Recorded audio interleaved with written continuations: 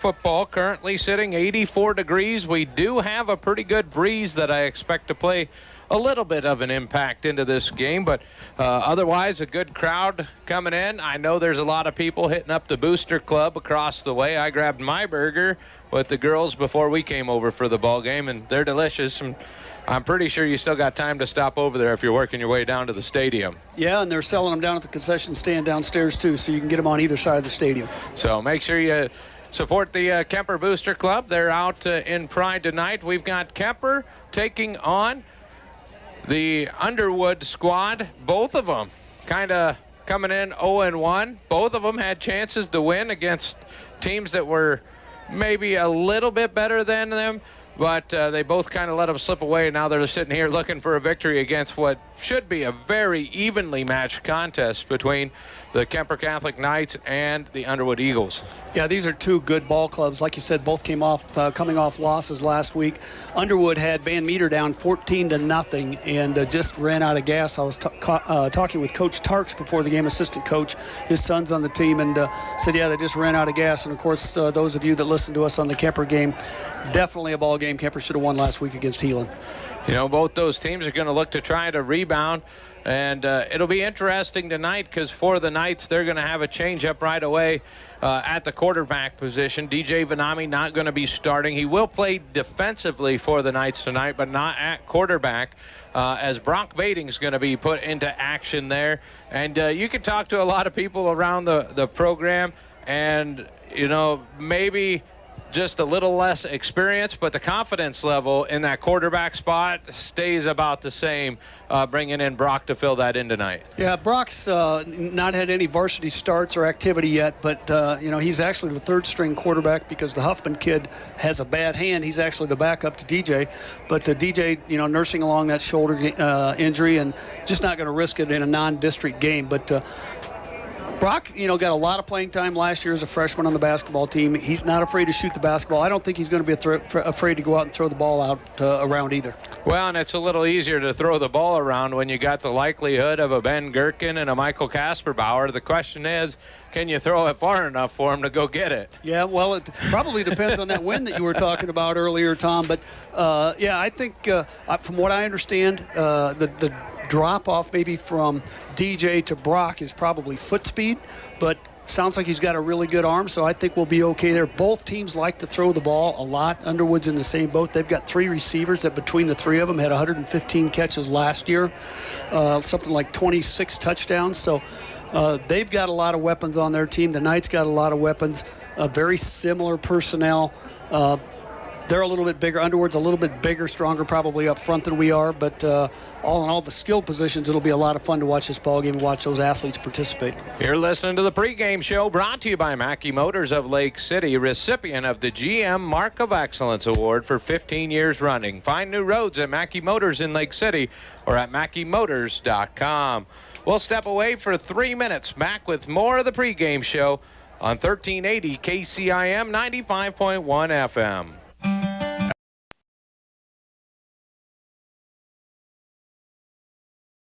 Motor Inn of Carroll is your home.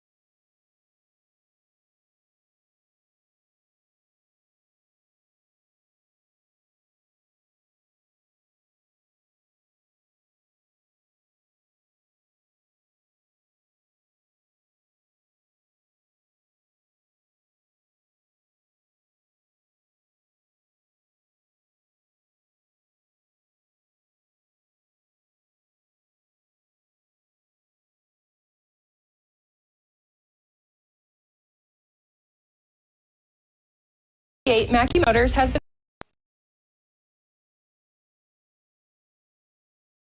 classes as a freshman here. It gives him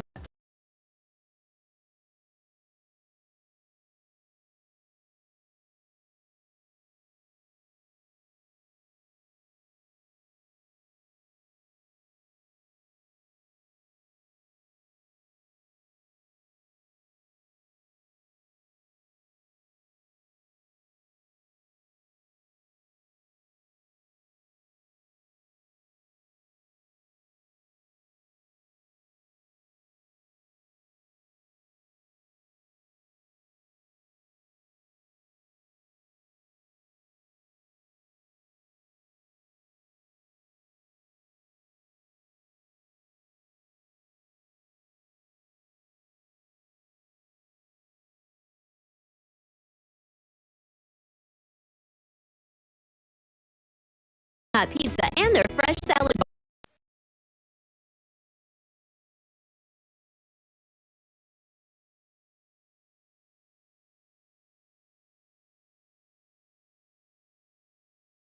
Wide receiver number.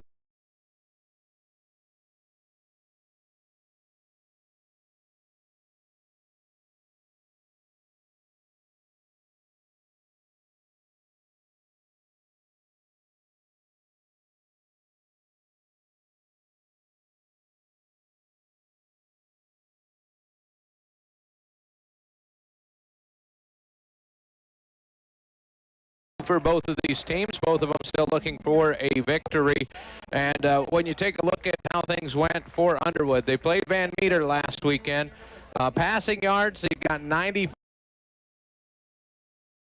16 times, rushed the ball 32 times for 193 yards. I have to expect going into that ball game, Underwood planned on trying to keep the possessions down for that Van Meter squad. And kind of going through the stats that were available, it looked as though they were able to do that in the first half and unable to do that in the second half, and a couple costly turnovers there for them. You know, if you had to look at the stats and you say, okay, you know, the coach going before the game, what do you think is going to happen if we rush for 195 yards?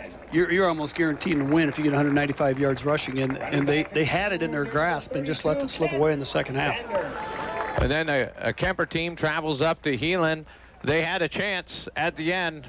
Made it very interesting, just couldn't find a way to get it done. And, you know, they maybe have found some things with Ben Gherkin. He can kind of jump out of a gym with cleats on, it appears, this year, going up, not afraid to throw a ball up into some coverage, hoping and knowing that he's going to go up and high point it and fight down for it. Yeah, he and DJ are a tremendous combination. You know, as you remember last year, he had 6 catches, and they all 6 were touchdowns. You know, we've seen him on the basketball, too. I've seen him, you know, put it down two-handed.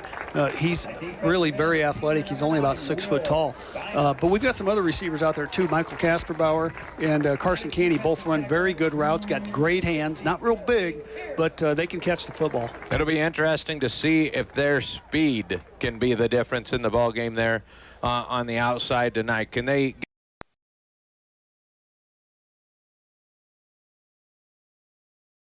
waiting to find them down the field here tonight? Well, it's interesting because Underwood, like Kuemper, has that same speed to match in our defensive backfield. I mean, they got a ton of interceptions last year that are back on the defensive side.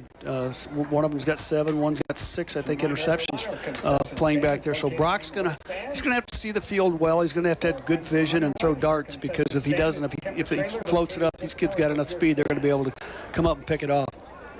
Good crowd here for the Kuemper Knights as the file in. A lot of gold being wore here on the student section side, but I see the whole side of the bleachers here under the press box slowly filling in. So if you're coming to the ball game, you might want to hurry up and get your spot. It might be a standing room only deal tonight, or else the other side looks only about an 1/8 full so far. I think if I was an Underwood fan, I would just kind of sneak over here and sit down here on the north end of the field so I didn't have to look into that sun, at least for the first half. But, you know, one thing we haven't talked about is both teams, Kuemper and Underwood, ended their seasons last year against the same opponent. We got beat by West Sioux 47-7, and then that's the team, or excuse me, we got beat 45-7, and Underwood lost to them in the semifinals at the Unidome last year by a score of 47-7. So very similar scores against that team. That's really the only common opponent that we've had last year. We're going to step away for a couple minutes here. Looks like it's time for the national anthem. We're back in 3 minutes. You're listening to 1380 KCIM. Motor Inn of Carroll is your hometown team for all of your sales, service, parts, and collision needs all season long. From the helpful sales staff to the area's best service department, Motor Inn of Carroll has the expertise that you need to stay on the road and keep that auto investment looking good. From work to play, they have it all. Good luck to all the area teams from Motor Inn of Carroll.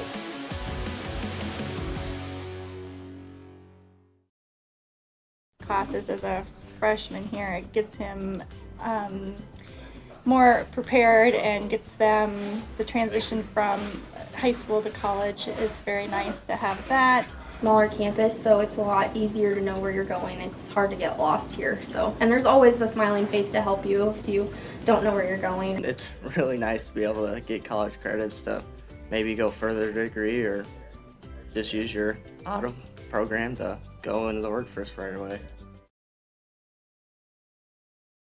This is Iowa, and Avela Bank has called Iowa home since 1870. With 17 locations across the state, we're proud to be part of your community.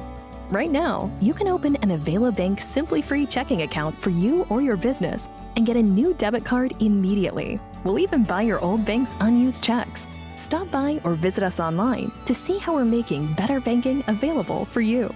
Avela Bank, member FDIC. Being a part of a team is not only fun, it can give our students a sense of identity and help them develop long-term relationships. This is Dr. Nate Luth, Next Generation Chiropractic. Student athletes, make sure you are taking care of your body before, during, and after the game. Proper warm-ups and cool-down are vital to staying on the field or court, and having regular chiropractic appointments can help reduce the risk of injury. Stay in the game by taking care of your body. Good luck to all area student athletes this season. Let's stay healthy and have fun. Midwest Wholesale is your local building products headquarters. We have everything you need for your smaller home improvements to the building of your home or commercial building. We pride ourselves on giving you top-notch service, quality products with competitive prices. So whether you're a do-it-yourselfer, a contractor, or you just need a little help on a project, Midwest Wholesale is a one-stop resource for all your building needs. Midwest Wholesale, how you want it, when you want it, where you want it, we deliver. St. Anthony Regional Hospital, the regional leader in healthcare, dedicated to improving the health of the people they serve. At St. Anthony Regional Cancer Center, you'll find the convenience of cancer and oncology consultation and treatment in one convenient location. At St. Anthony Clinic, you'll find a team of doctors and nurses that care about you and your family's health. St. Anthony Clinic is devoted to comprehensive healthcare for people of all ages. For every stage of life, always look to the cross. Always St. Anthony.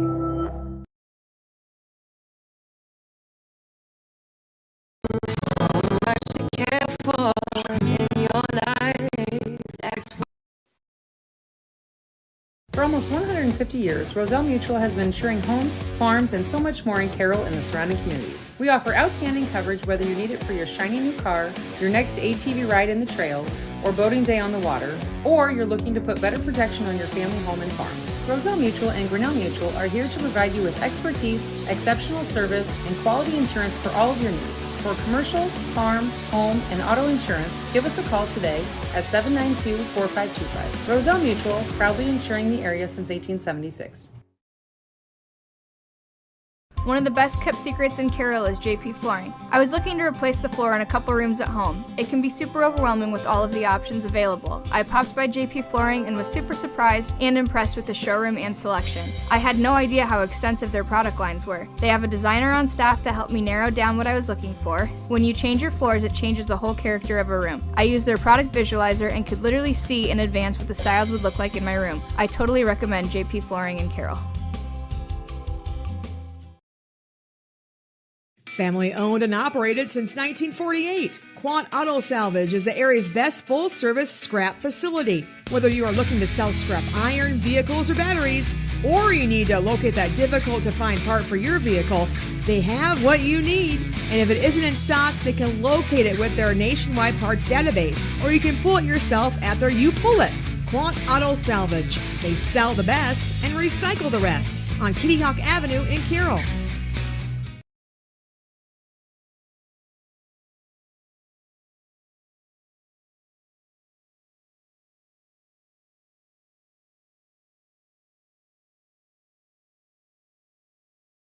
Your growing family.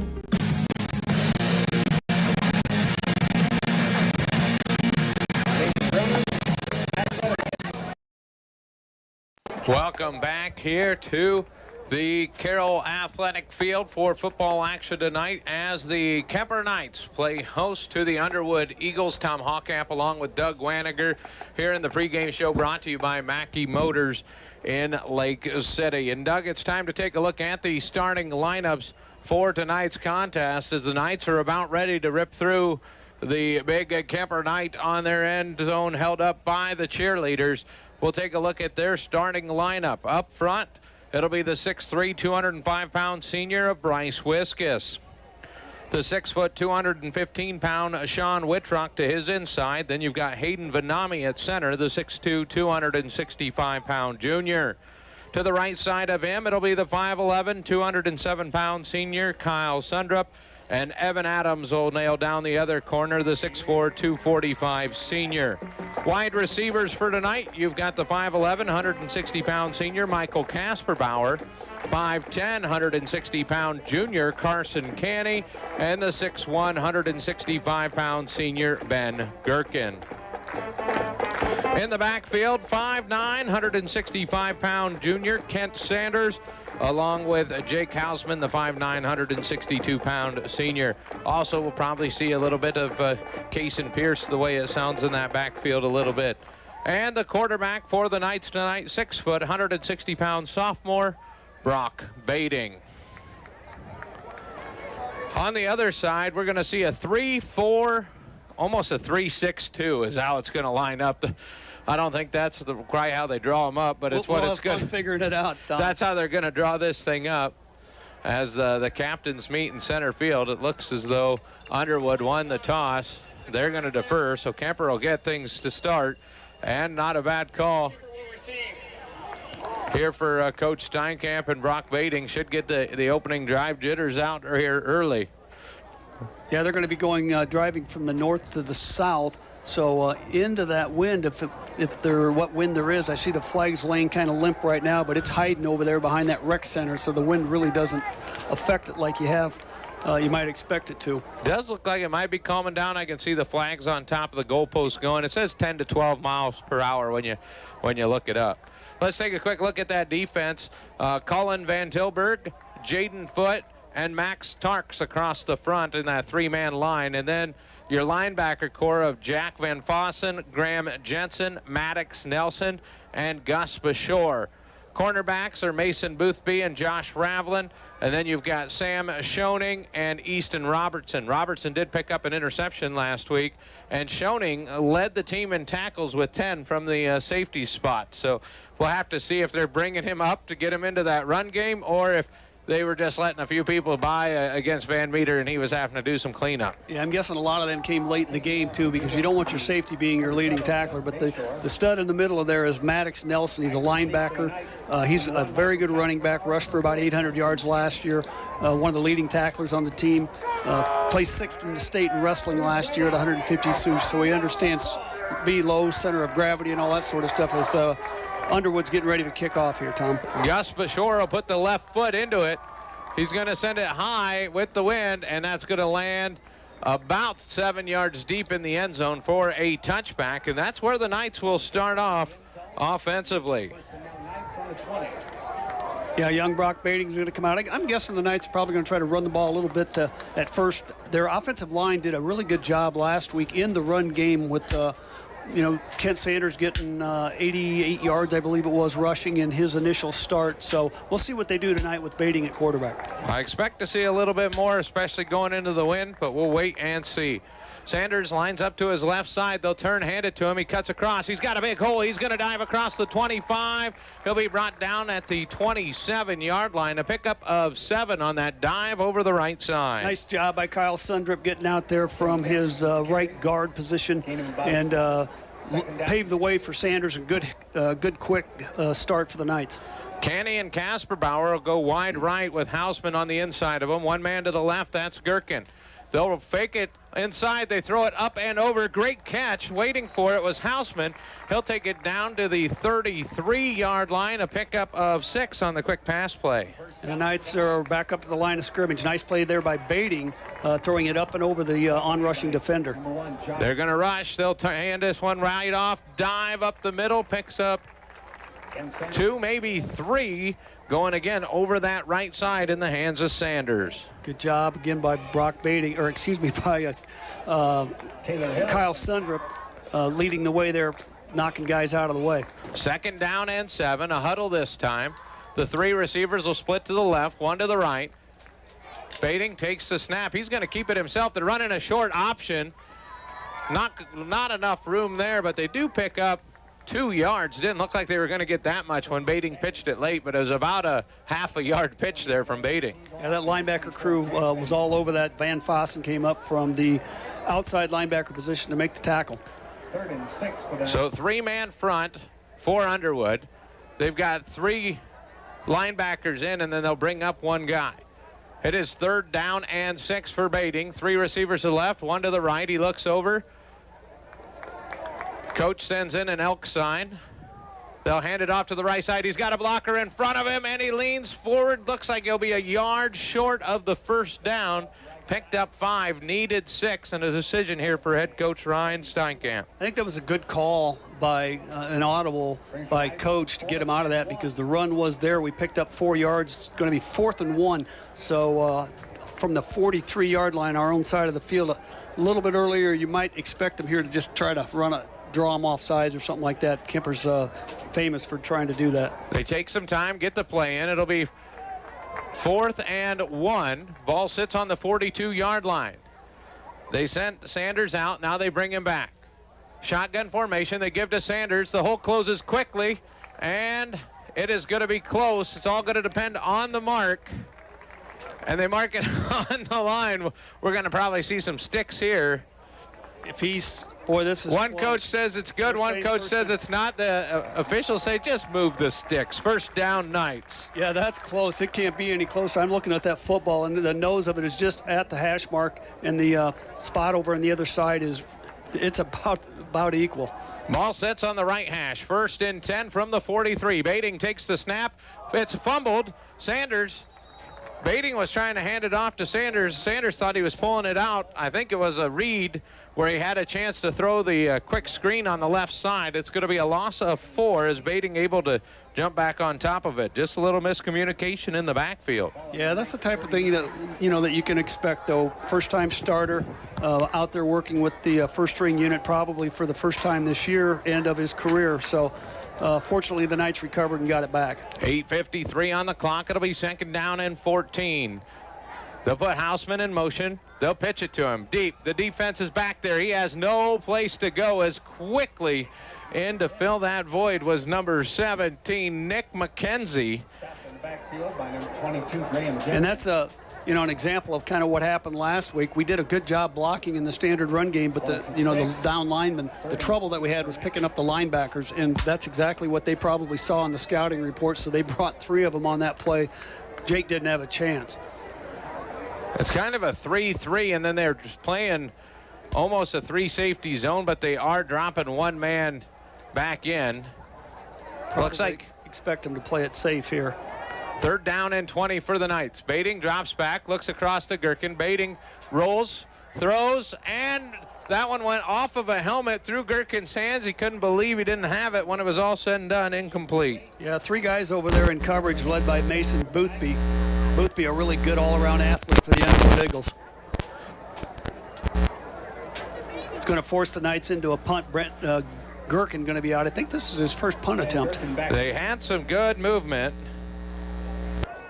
And then got behind the sticks and couldn't make it happen. Gherkin to kick. It's a nice winding kick. Fair catch caught at the 36-yard line. Good job of coverage there by Kuemper. Getting down there to cover. That's number 11 for Underwood. For Axton Benami.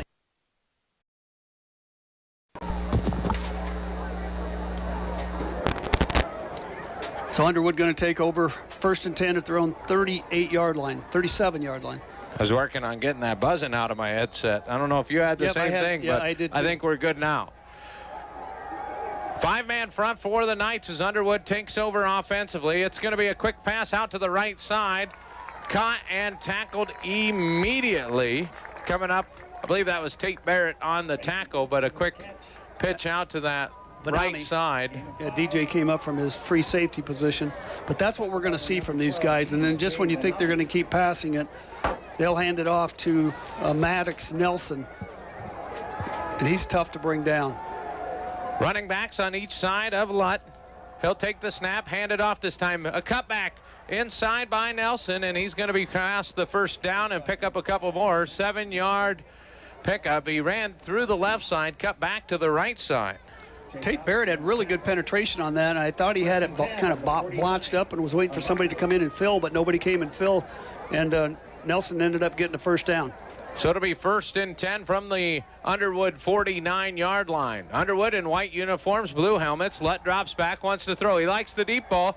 He's going to go up against Gherkin. Gherkin tried to go up. It was over his head, and luckily playing back was Ravlin. If he would have kept running, it would have been a touchdown. Yeah, Benny just mistimed his jump a little bit on that. He left a little bit early. He can get up, but he just jumped a little bit too early, and as it goes, it falls incomplete. Going to be 2nd and 10 at the 49. 7:04 to play, scoreless ball game. Underwood with the football. Backs on each side of Lutt. It's a high snap. He'll hand it, and they're in the backfield. They'll lose yardage on this one. Count that one about 4 yards deep, and a loss for Nelson. Great job by Will Simons coming off of his defensive end position, or kind of that outside linebacker, depending on how they're setting up, as Carson Caney now checks into the game for Gherkin.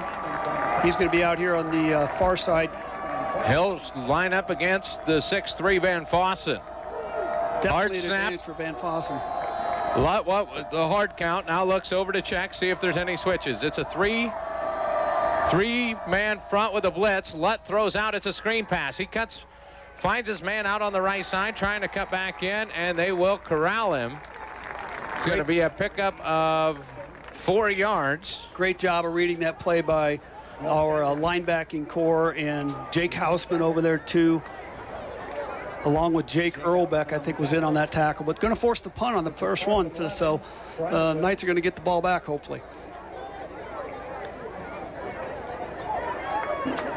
So that they send Mason Boothby back, speed wide receiver. He's the punter. Canny's back deep for the Knights.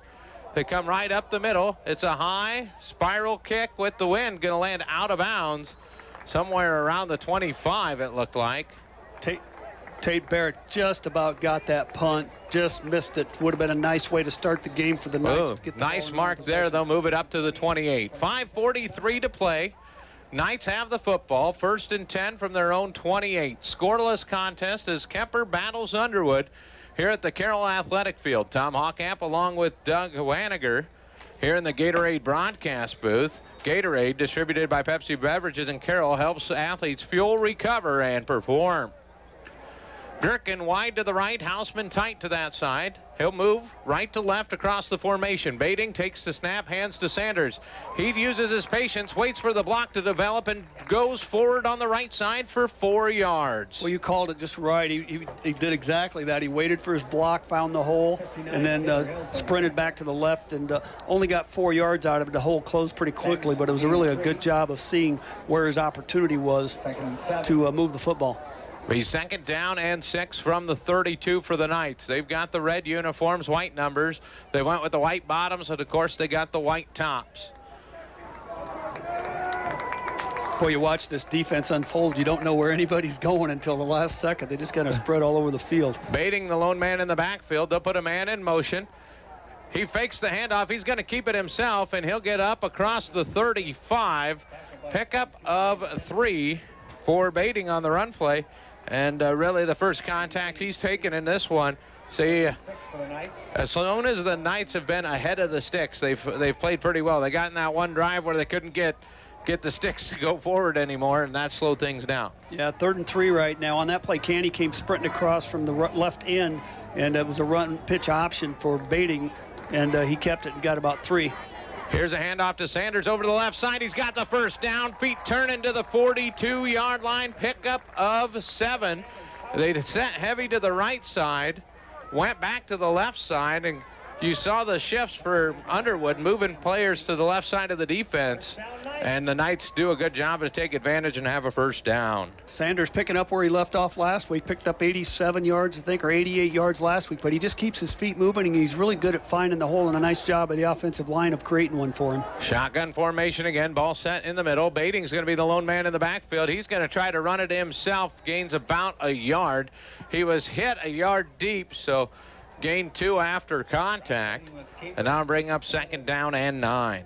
Good job by the inside of that line. Jaden Foote and Max Tarks for the Underwood Eagles. Ball on the 44. So 2nd down and 9. 3:37 to play here in the first quarter. Baiting looks things over. He'll put a man in motion. Now he wants to roll out to the right. Throws a little miscommunication there. It looks as though Casper Bauer didn't come out, and Canny was headed down the field. One of them was supposed to stop out there in the flat and be wide open. Yeah, just either that or a misread possibly by Brock. But again, getting his first start, first look out here. He's done a nice job so far, and he seems to have gotten through the jitters part of the game. 3rd and 9 now. The Knights at their own 44. Ball still lined up in the center of the field. 3 receivers to the right, 1 man to the left. Lone man's Gherkin. Sanders in the backfield. They want to throw over the middle. They've got Houseman. Houseman had it and dropped it. What's the call? That's going to be a catch. And they're going to say a catch and a drop. He would have had the first down if he held on to it. Yeah, it was a nice throw by Brock over the middle. He had protection. Houseman went down right in the center of the field, turned around and stopped, made a nice catch and turned to get that extra yard, and they came in and popped the ball out. So first turnover of the night goes in the favor of the Underwood Eagles. So they get the ball at their 47-yard line.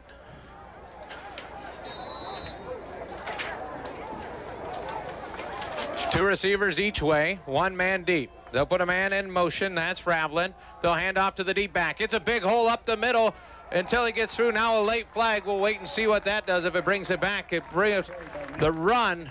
Took it out to the 34-yard line inside Kuemper territory, but the flag came out. Likely to be holding in that area. It was a big seam to run through. And boy, he gets ahead of Steve. He just puts his head down and keeps going. He's the kid that, like I said, was a very good wrestler, and those guys usually understand what gravity is about, and they understand to stay low, and they put their head down and just pop people, and that's what he did. Holding. Offense. 10-yard penalty for a spot of the foul.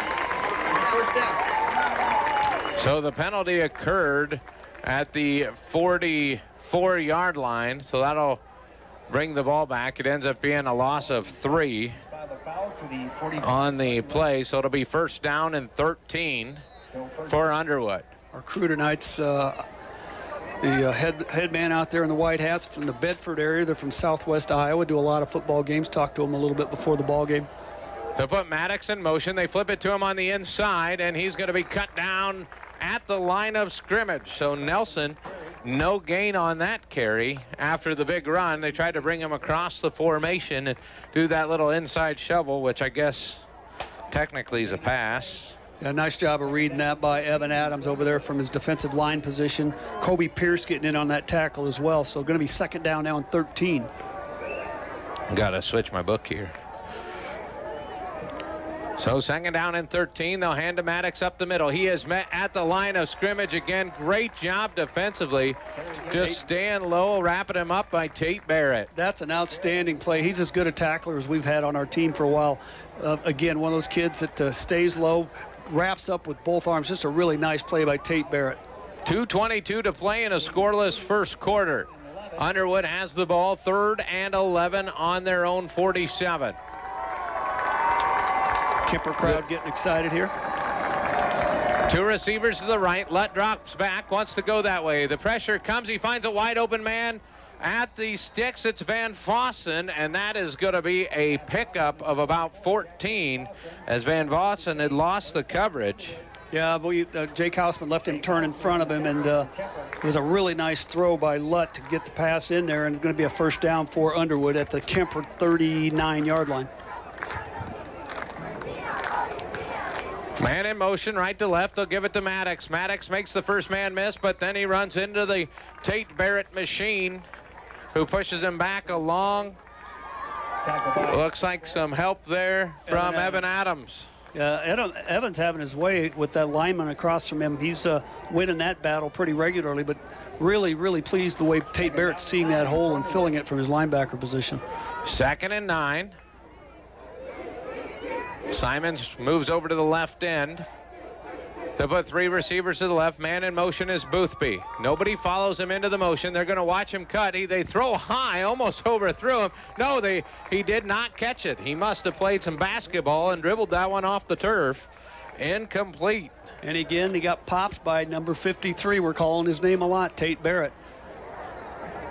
So if you're Coach Steinkamp, maybe a little concern there if he was picked up properly. As he came in, nobody moved in the backfield. The throw was high. If it was on the numbers, who knows what happens. Yeah, probably still running. 3rd and 9 for Underwood. Can the Knights get him off the field?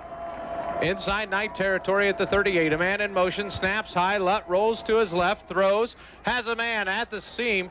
It was a nice outcut, and he'll run up to the 20 before he's taken down by DJ Vanami and a pickup of 18. So 2 big 3rd down plays in a row where the Eagles pick up the first down, both on really nice throws by the young sophomore Lutt. He cut in front of Carson Caney that time, the receiver, and was wide open for a nice gain. Robertson, a shorter build, was looking like he was going to sprint down the field, set his feet where he needed to. The ball came on the rollout. So ball on the 19. It'll be 1st and 10 for Underwood. There's 40 seconds left here in the first quarter. Still scoreless. Man in motion. Left to right. They'll give it to... No, they bring it out. Lutt wants to throw. He's got a man wide open in the end zone, and that is Robertson. 19-yard touchdown pass to Robertson. Yeah, there was confusion in our defensive backfield. They were kind of looking at each other. I thought you had him. No, you had him. And as it is, he's wide open in the center of the end zone for a quick touchdown with 27 seconds left here in the first quarter. So Underwood strikes first. A 19-yard pass. They'll go for the PAT. Kick is up. And good. The Knights trails 7-0. 27 seconds left in the first quarter. We're back in 1 minute on 1380 KCIM 95.1 FM. Hi. Oh, hell no. Not again. Has the roof on your home or business been damaged by the recent hailstorm? Does your roof need looked at? Let our hail damage experts at Brinks Exteriors work for you to get you a new roof. Call 712 Roof Pro. We know the last thing you want to do is worry about your biggest investment. Hail happens, but we can fix it. Call Brinks Exteriors now for a free roof inspection. 712 Roof Pro.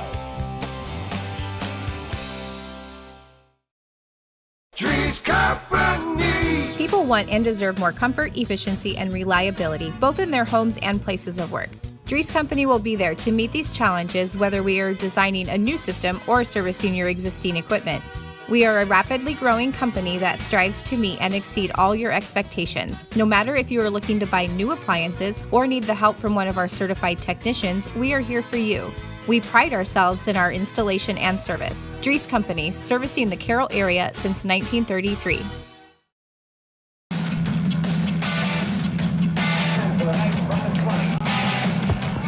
Teams were ready to work quick as the kickoff sails into the end zone. So another touchback for the Kuemper Knights. 27 seconds left. It'll be interesting to see if they just do a running play here, turn around and put the wind at their back and see what Brock Bading can do for them in the passing game with the wind behind them. Yeah, we brought Kason Pierce into the ball game as a running back. He's replaced Kent Sanders. They rotated a lot last week. Both of them had a nice ball game. Looks like the wind may be calming down a little bit. Bading takes handoff. And there's going to be a push back as Pierce maybe got a yard on the run. Yeah, he ran into that big tackle, Jaden Foote, 6'1", 315-pound senior. And 65, Jaden Kilbarda Foote. It does not look like the Knights are in a hurry to get a play out there with 5 seconds left on the clock. So that looks how the first quarter is going to end. 1 quarter in the books here at the Carroll Athletic Field. It is Underwood 7, Kuemper 0. You're listening to high school football on 1380 KCIM. We'll be back in 1 minute. From footings to framing to finish. For farm, home, or commercial, for more than 90 years, Wall Lake Lumber Company has been proud to help our communities grow. With 4 convenient locations and one of the largest building material inventories in the area, we are sure to be able to fill all your building needs.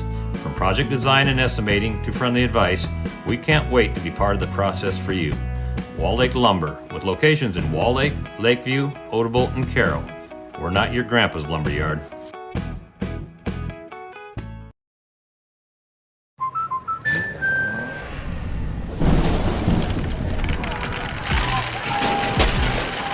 Life's better when you're under our roof. That's because our expert agents will make you feel totally protected with the right auto and home coverage at the right price. Also, you can enjoy the dreams you've worked so hard to achieve. American Family Insurance.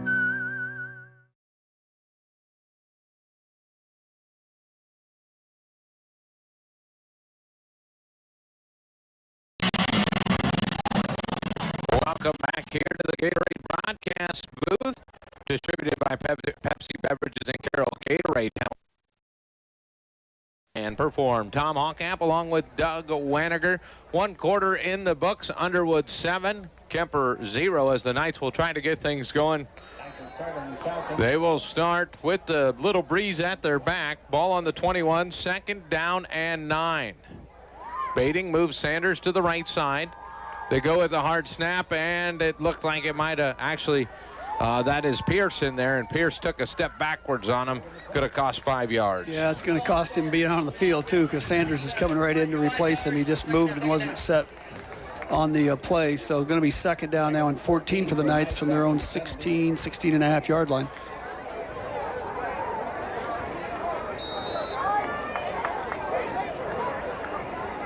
So they'll come set now. Sanders to the left side. 3 receivers that way also split out.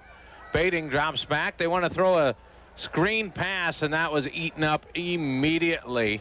It's almost one of those you're better off to throw it at his feet and just take the incomplete because you lost 2 yards on the completion. Yeah, that's one of those things where inexperience comes into play. He just got rid of it too quick. He had a little bit more time, had receivers out here on the right side. But one thing that I'm noticing already is our receivers are not getting the separation against the Eagles like they did last week because these guys in the Eagles' backfield have a lot of speed.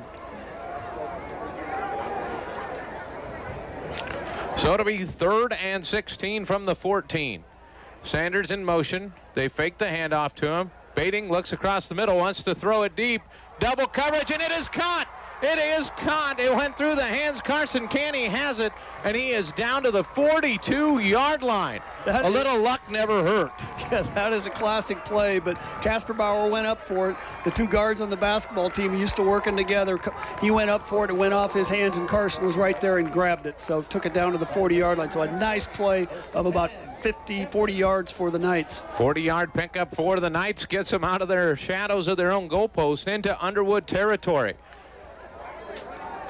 2 receivers to the right. They'll put a man in motion right to left. Now they hand off going back to the right side to Sanders. That defense is blitzing hard on the corners because they can tell that's where the Knights want to run. No gain on that rush. Yeah, Tarks from his tackle position just fought off the block, and the Knights are going to have to stay with those blocks and drive those guys downfield. Tarks just fought off of it and took care of Sanders for a 1-yard loss. So it'll be 2nd down and 11. Ball on the right hash for the Knights. They trail 7-0. 2 minutes into the second quarter. Good crowd here tonight. Great atmosphere for a game. Trips tight to the left side. Bating backs up, looks at Gherkin, who's got one-on-one. He's going to send it up high to Gherkin, who goes up and gets it. Comes down hard at the 12. And that's a pickup of 29. Well, we just saw right there, Brock Bating can definitely throw the long ball as the Knights are going into their hurry-up offense. But Gherkin, a great job going up and getting that one out of midair. Bating takes the snap, fakes it, fakes the snap, the quick pass, now throws it in, battling into the end zone. Did he get there? He did. Johnny Touchdown. What a Base. Catch and throw by Bating to John Base. John caught that in traffic and was just about to be tackled on the 1-yard line, but fought his way in and got the touchdown for the Knights. 19-yard pass for the touchdown. Swinging gate set up. Fitzsimmons walks it off for the PAT. It is up, low end over end, and he pushed it to the right. Yeah, Tommy's off to a rough start this year. 42 out of 42 last year, and he's 1 for 3 now this year. So PAT is no good. Knights trail by 1. 10:02 to play in the second. Back in 30 seconds on 1380 KCIM 95.1 FM. Olson's Outdoor Power is your one-stop service and equipment shop for all things outdoor. We sell the best power sports products in the business, from Polaris, Can-Am, Sea-Doo, and Ski-Doo, trailers to tackle any job from H&H, Triton, and Wilson, and we continue to lead the way in lawn and garden equipment with great products from Exmark, Dixie Chopper, Husqvarna, Cub Cadet, Steel, and Echo. Add factory-trained technicians in 2 locations, and it's easy to see why Olson's Outdoor Power is the leader in all things outdoor. Olson's Outdoor Power, your one-stop service and equipment shop with locations in Atlantic and Carroll.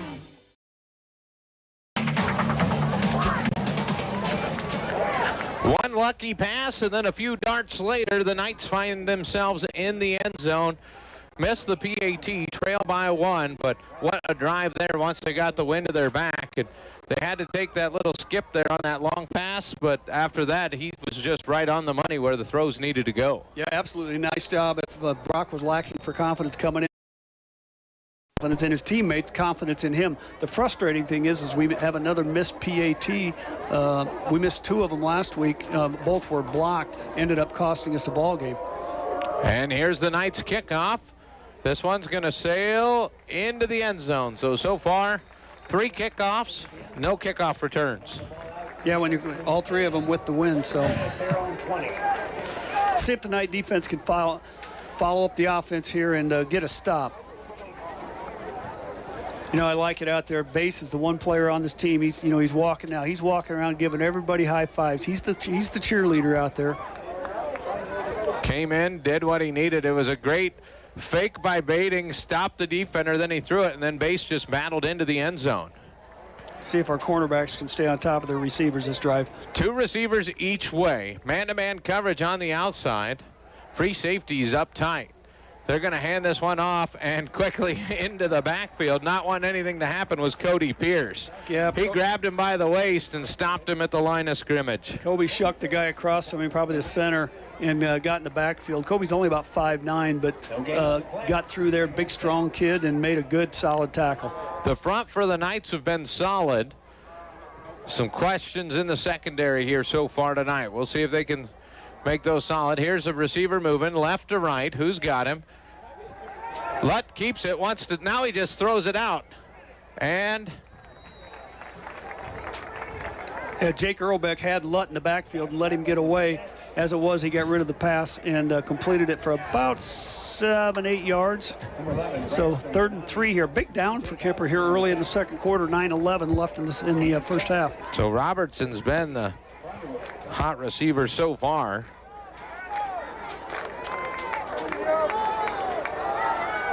Third down and 3. They'll move Nelson out to a receiver on the right side. Here's a quick throw out. Going to be a first down. And quickly wrapped up on the outside by Hausman, but it was a 4-yard pass. And a change for the Knights. I noticed Braxton Benami's now in there at free safety, so they pulled DJ out and evidently decided that not going to have him play. I don't see him down on the sideline either.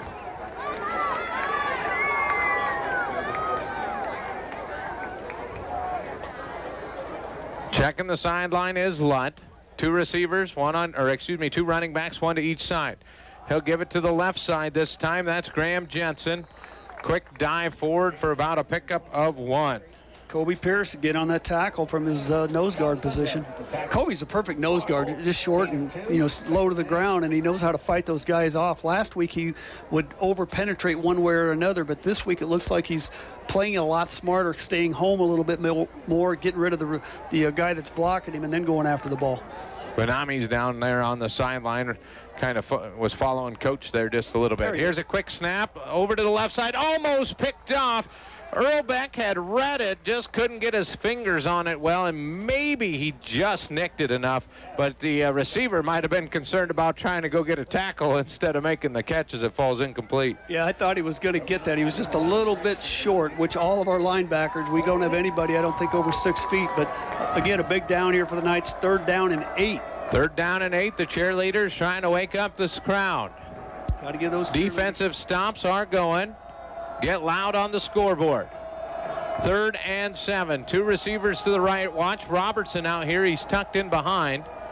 Lutt drops back. Big rush by the Knights. It's a screen to Robertson, and he is wrapped up. What a job by Tate Barrett. He sat there, didn't bite on the quarterback dropping back, and it's a loss of 1 on the play. Yeah, got to force a punt, but man, Tate Barrett's just all over the field tonight, fans. He's just doing a great job. Read that play perfectly, filled it in, and just made a great play on that tackle.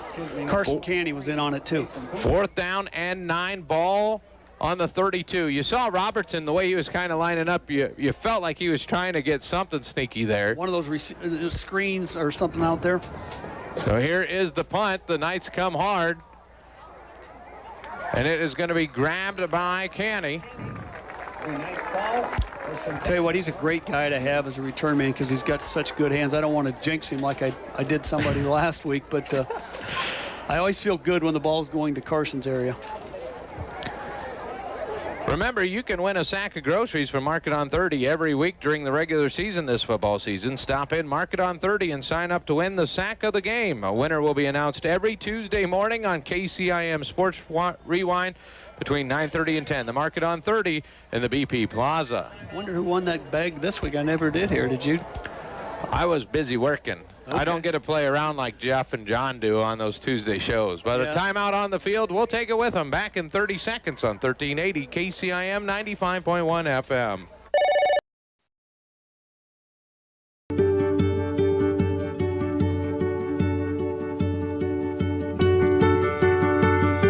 DePaco Credit Union strengthens your well-being. Build strong communities. Because when our members love life, it makes a brighter community for all. DePaco can help you be well. Man, could not have done it by myself.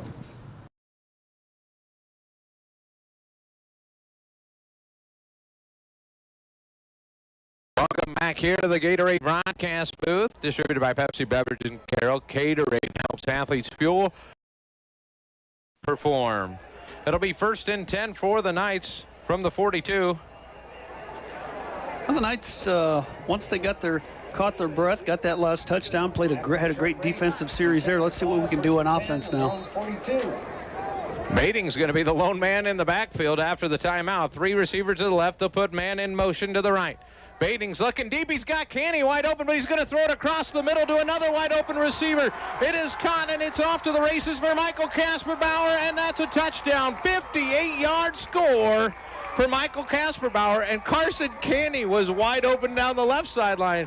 Bating just had to pick who he wanted to throw a touchdown to there. And he threw a beautiful pass. Threw it about 45, 50, 60 yards in the air, something like that. But just a great play. Michael with a nice catch runs it into the end zone for the touchdown. Picked up a late block there from base, too. At first, I was concerned he might have let go of the wide open receiver, and then Kasperbauer pops open. And Knight's going to go for 2 here as they've struggled with the PATs this year.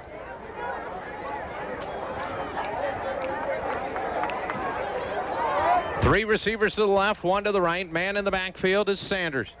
Baiting takes it, wants to throw the quick slant, and it is caught. Great job on the quick slant out there on the right side with Ben Gherkin. And the Knights lead 14-7 on the two-point conversion. Some big plays there by the Knights. We'll step away for 30 seconds. Back with more football action on KCIM. From Motor Inn of Carroll is your hometown team for all of your sales, service, parts, and collision needs all season long. From the helpful sales staff to the area's best service department, Motor Inn of Carroll has the expertise that you need to stay on the road and keep that auto investment looking good. From work to play, they have it all. Good luck to all the area teams from Motor Inn of Carroll.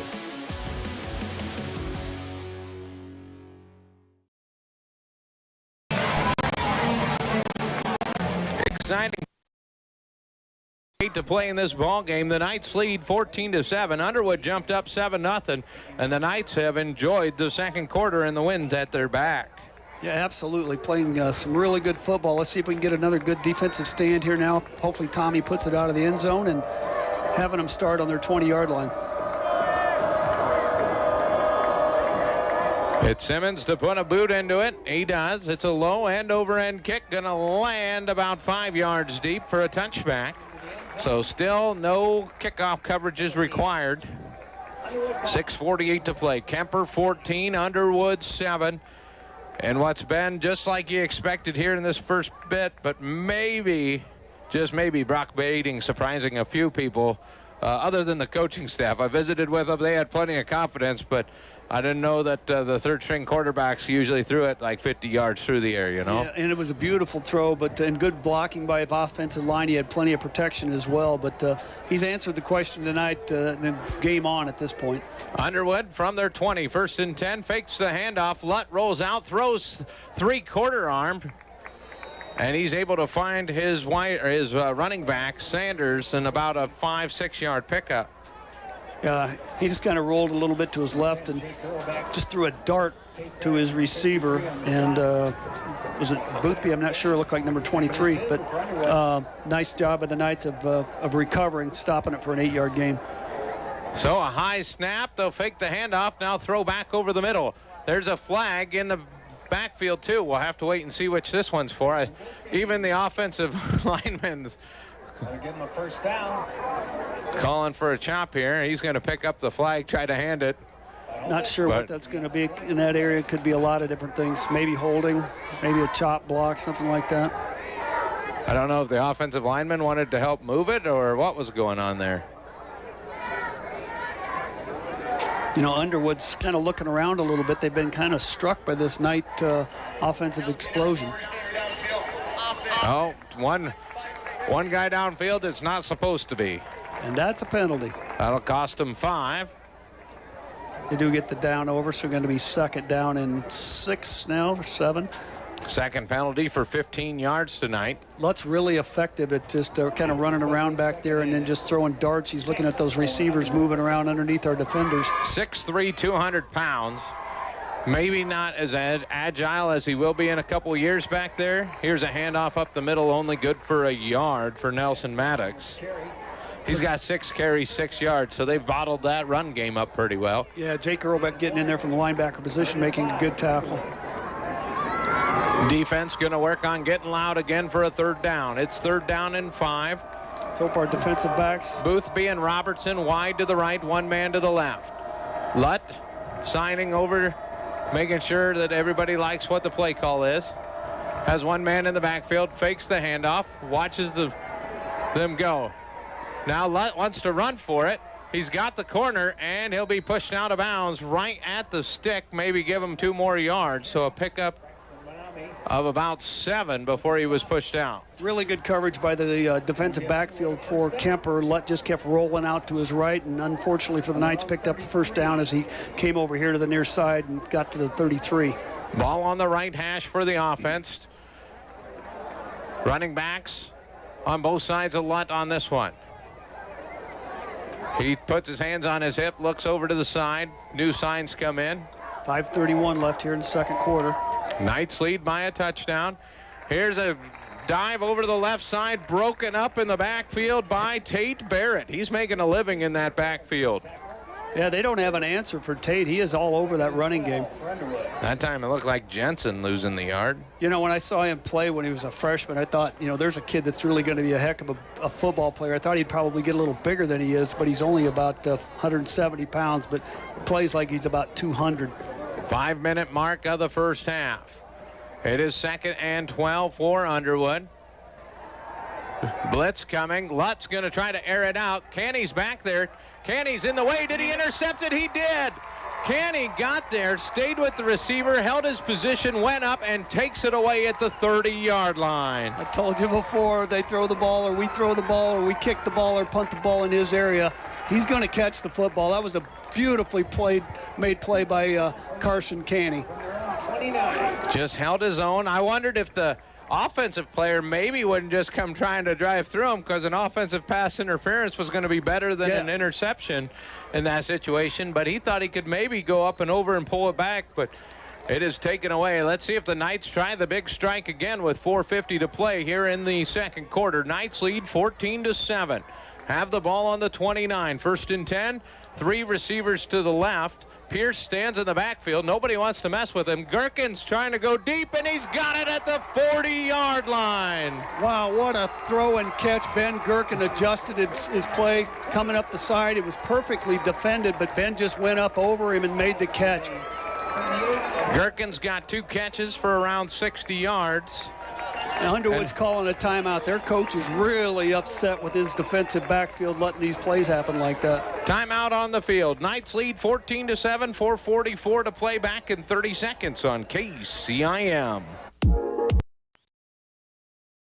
Motor Inn of Carroll is your hometown team for all of your sales, service, parts, and collision needs all season long. From the helpful sales staff to the area's best service department, Motor Inn of Carroll has the expertise that you need to stay on the road and keep that auto investment looking good. From work to play, they have it all. Good luck to all the area teams from Motor Inn of Carroll.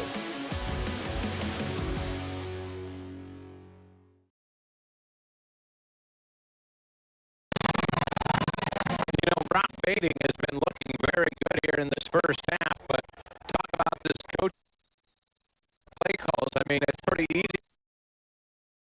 And that time he just threw it to Gherkin and let him go make the play.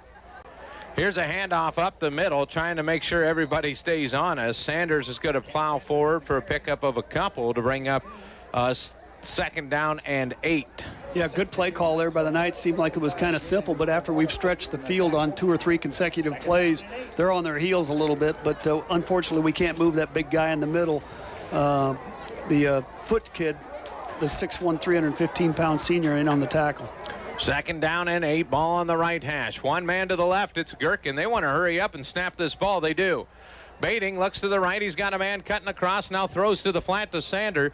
He caught it. He's battling forward. Might have even lost a yard on the play. Yeah, everybody was covered on that. I thought we were going to be able to spring Braxton Vanami free, but it was a good job by 23, their defensive back, Mason Boothby, and couldn't spring anybody open, so 3rd and 9. 6th different receiver with a catch here in the first half for the Kuemper Knights. I'm surprised they're not blitzing a little more like Sioux City Heelan did last week. They had a lot of success against us by blitzing our quarterback. 3rd down and 9. Bating drops back, looks to the left side, throws over the middle. It was almost picked off, then almost caught, falls incomplete. The linebacker jumped the route. Hausman had a hand on it, and it'll fall incomplete. I think you're going to see the Knights punt it here and try to back them up. And, 3:30 left here in the second quarter. The Knights up 14-7. Got the momentum going their way. So it looks like they're going to actually run this clock down before.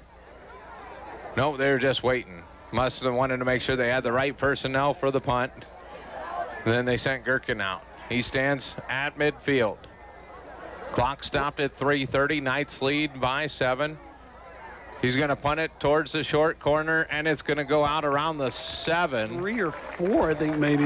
Well, it hit right out of bounds when it landed. Yep, okay. They're going to mark it at the 6. So a great punt by Ben to hit the sideline over there. And nobody back there for Underwood either. So pin them back deep, and now it's up to the defense. 3:23. Can they hold Lutt and this Eagle offense? Critical here that the Knights don't let them score, because we've had a great first half. You don't want to let that momentum shift back over to Underwood like it did to start the ball game. Let's keep that defensive pressure on. They're really spreading it out here. Looks like we're trying to get the right ball in for them. 3:23 on the clock. Kuemper 14, Underwood 7. They've even opened Thank you for the water. Their gaps up in the offensive line. Here's a handoff up the middle. It's going to be bounced off. First contact was made at the line of scrimmage, but trying to find a seam was Maddox Nelson, and he is going to be cut down at around the 19-yard line, but a big run there as he got out to the side, picked up 12. We had everything bottled up on the inside at about the 5-yard line. He didn't have anywhere to go. He bounced it outside to the right and picked up good yardage. A nice tackle there by Jake Hausman to save the touchdown. 2 receivers to the left, 1 to the right. Nobody in the backfield. Well, the Knights bring the blitz. They're trying to get into the pocket. They're going to try to throw deep. They've got their man, and he's caught it. And he's still on the run. Canny couldn't bring him down. Off to the races goes Boothby, and he's into the end zone. The one thing you didn't want to see, and they did it. 81-yard touchdown pass out of Lutt's hands. If he'd have thrown that 2 inches farther, it would have been probably pretty hard to catch, but it was just a perfect pass, and unfortunately got behind. Carson was actually there, but it was just a perfect pass and no way to defend that. One play, they pass it more than they had the whole game. Yeah, that's what happened to the Knights last week, too. They left that one big pass play get over them, and it ended up going for a touchdown there late in the first half. They'll go to kick the extra point and try to tie this one up. Puts a boot into it, and it is good. 81-yard pass. And we're all knotted up at 14 with 2:54 to play in the first half. You're listening to Friday Night Football on 1380 KCIM, back in 30 seconds. At Carroll County Solid Waste. Classes as a freshman here, it gets him more prepared and gets them the transition from high school to college is very nice to have that. Smaller campus, so it's a lot easier to know where you're going. It's hard to get lost here, and there's always a smiling face to help you if you don't know where you're going. It's really nice to be able to get college credits to maybe go further degree, or just use your auto program to go into the workforce right away.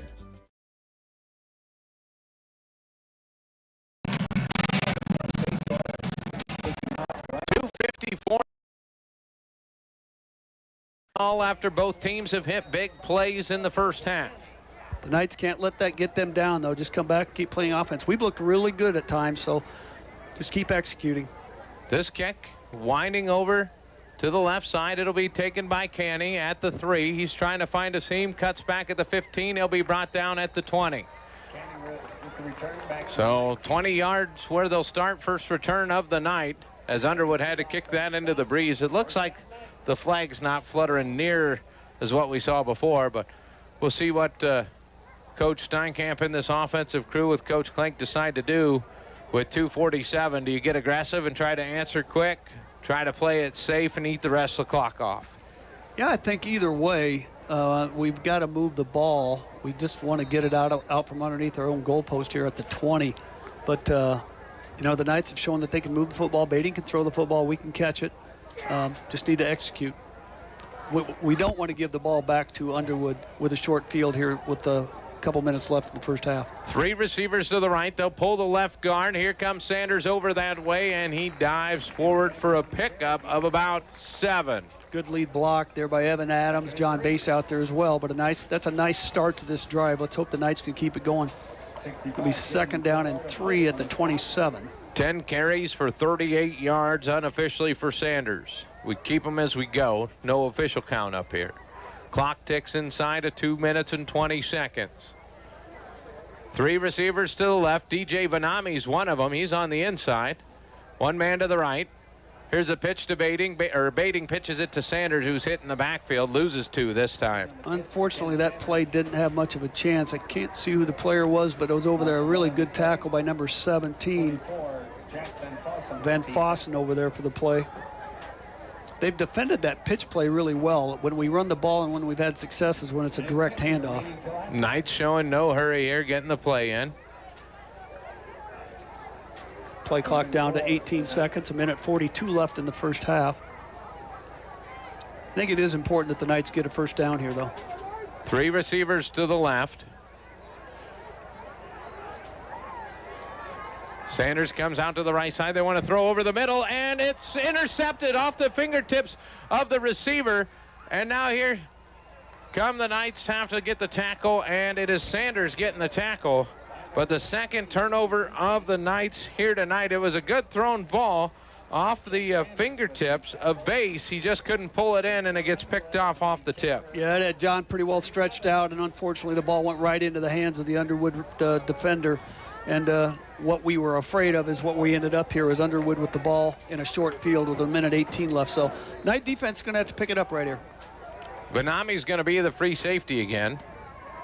He was out there for a little bit. Now he's back in. They're going to do a 3-3 front, and here comes the run. They try to sneak the run by with Nelson, and he is bottled up immediately at the line of scrimmage. Good job by Kobe Pierce fighting that off, getting into backfield, forced him to go another direction, and then coming in to make the tackle with Sundrup. Pierce has played well at that nose guard position tonight. Under a minute to play here in the first half. You know they'll look towards the end zone with this wide receiver crew. Lutt stands in the backfield. Now they want to throw quick to the corner. They do. Quick out at the 37, 38-yard line. Yep, Boothby again. Boy, they've really got a nice trio of receivers in Boothby, Ravel, and Van Fossen. The Knight defenders now talking to one another. Base and Houseman over there talking about who's going to do what here. DJ's back at free safety again. 3rd and 6. One receiver in the backfield to put another man in motion right to left. They drop back. They look short. Now he's going to throw. His man's wide open again. It's Ravlin. He falls down inbounds, though, at the 17-yard line. And he probably was going to have himself a touchdown if he keeps his feet up, but a 17-yard pickup. Yeah, we're just, letting them find seams in between our defensive backs. And we've got a really good defensive backfield, but they're confused tonight on some of the coverage. And I got to give Luth a lot of credit. He is finding those guys, and he throws a really nice ball. I mean, you've got 2 sophomore quarterbacks here.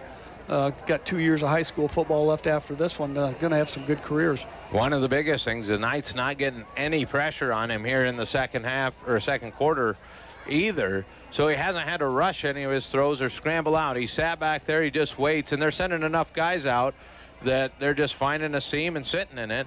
And then every once in a while, they'll decide to throw up and over. Yeah, that might be where we need to, blitz those linebackers and mix it up where we blitz them from. But like you said, we're just not getting any pressure on the quarterback the way we're playing it right now. You send the blitz, you have to get there. Tonight's broadcast also being streamed on our YouTube station. Go to Carroll Broadcasting Sports Network on YouTube. You can watch the game with the call on there. Hayden Vanami in at nose tackle, younger brother of DJ. He's spelling Pierce, who's had a really good ball game so far. So it'll be 1st and 10. Ball is on the 17, placed at the left hash. 2 receivers to the right, his 2 favorite receivers to the left. A little pressure. He's going to roll out, finds Ravlin, makes the first man miss, can't make the second and third man miss, though, as he is wrapped up, brought down by Houseman. It's a good gain, though. Picked up 7, maybe 8 on the pass. One thing, these Eagle receivers, they don't drop any passes that are thrown to them. Now, as the clock's ticking down 21 seconds, they're not going to be in a big hurry. Lutt drops back, looks to the right side, looks for his cutter, now throws over the middle, and almost picked off. DJ Vanami almost had one, and he would have went the other way a long ways. DJ thought he had it to about the 5-yard line and realized it just didn't stick. It's 3rd down and 3, so they're going to have time for 2 plays for sure, but that would have been a huge play for the Knights here if DJ could have hung on to that. 9 seconds to play. 3rd and 3. First half action tied up at 14. Underwood knocking on the door. Can the defense keep him out? Maddox in the backfield. Nelson. Here's a quick pass to the right side. Miscommunication, sails out of bounds. I'm guessing they're going to kick a field goal. That left-footed field goal kicker that they got is really a strong kicker, Bayshore. So he'll trot out with the tee. See if tonight's interior line can get some pressure. Adams, those guys in the middle. Be big to get a stop here. The ball is placed on the right hash. If you're a left-footed kicker, it's probably right where you want it.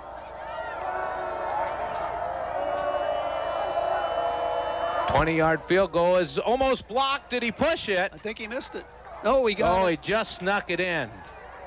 He kicked it well over the top of the goalpost, so we couldn't really see, but I thought he pushed it to the left. So the 20-yard field goal is good to give him the lead with no time left. Well, that's, basically kind of a win for the Knights. I mean, they gave up 3 points, but that's a lot better than a touchdown. They can go back in. They're in this ball game. In fact, they had the momentum here a little bit ago, 17-14 right now. And they'll be kicking off to start the second half. So let's get a defensive stop and get the ball back. Knights trail by 3 as we head to halftime. We'll take a 3-minute timeout, come back with our halftime show brought to you by Roselle Mutual Insurance. You're listening to 1380 KCIM 95.1 FM high school football. This is Iowa, and Avelo Bank has called Iowa home since 1870. With 17 locations across the state, we're proud to be part of your community. Right now, you can open an Avelo Bank Simply Free checking account for you or your business and get a new debit card immediately. We'll even buy your old bank's unused checks. Stop by or visit us online to see how we're making better banking available for you. Avelo Bank, member FDIC. Being a part of a team is not only fun, it can give our students a sense of identity and help them develop long-term relationships. This is Dr. Nate Luth, Next Generation Chiropractic. Student athletes, make sure you are taking care of your body before, during, and after the game. Proper warm-ups and cool-down are vital to staying on the field or court, and having regular chiropractic appointments can help reduce the risk of injury. Stay in the game by taking care of your body. Good luck to all area student athletes this season. Let's stay healthy and have fun. Midwest Wholesale is your local building products headquarters. We have everything you need for your smaller home improvements to the building of your home or commercial building. We pride ourselves on giving you top-notch service, quality products with competitive prices. So whether you're a do-it-yourselfer, a contractor, or you just need a little help on a project, Midwest Wholesale is a one-stop resource for all your building needs. Midwest Wholesale, how you want it, when you want it, where you want it, we deliver. St. Anthony Regional Hospital, the regional leader in healthcare, dedicated to improving the health of the people they serve. At St. Anthony Regional Cancer Center, you'll find the convenience of cancer and oncology consultation and treatment in one convenient location. At St. Anthony Clinic, you'll find a team of doctors and nurses that care about you and your family's health. St. Anthony Clinic is devoted to comprehensive healthcare for people of all ages. For every stage of life, always look to the cross. Always St. Anthony. For almost 150 years, Roselle Mutual has been insuring homes, farms, and so much more in Carroll and the surrounding communities. We offer outstanding coverage whether you need it for your shiny new car, your next ATV ride in the trails, or boating day on the water, or you're looking to put better protection on your family home and farm. Roselle Mutual and Grinnell Mutual are here to provide you with expertise, exceptional service, and quality insurance for all of your needs. For commercial, farm, home, and auto insurance, give us a call today at 792-4525. Roselle Mutual, proudly insuring the area since 1876. One of the best kept secrets in Carroll is JP Flooring. I was looking to replace the floor in a couple rooms at home. It can be super overwhelming with all of the options available. I popped by JP Flooring and was super surprised and impressed with the showroom and selection. I had no idea how extensive their product lines were. They have a designer on staff that helped me narrow down what I was looking for. When you change your floors, it changes the whole character of a room. I used their product visualizer and could literally see in advance what the styles would look like in my room. I totally recommend JP Flooring in Carroll. here at the break. Underwood 17, Knights 14, as the Eagles hit that last second field goal to end the half to take the lead into the break. And coaching staff just breaking up their meeting here at the 50-yard line. Looks like we've got the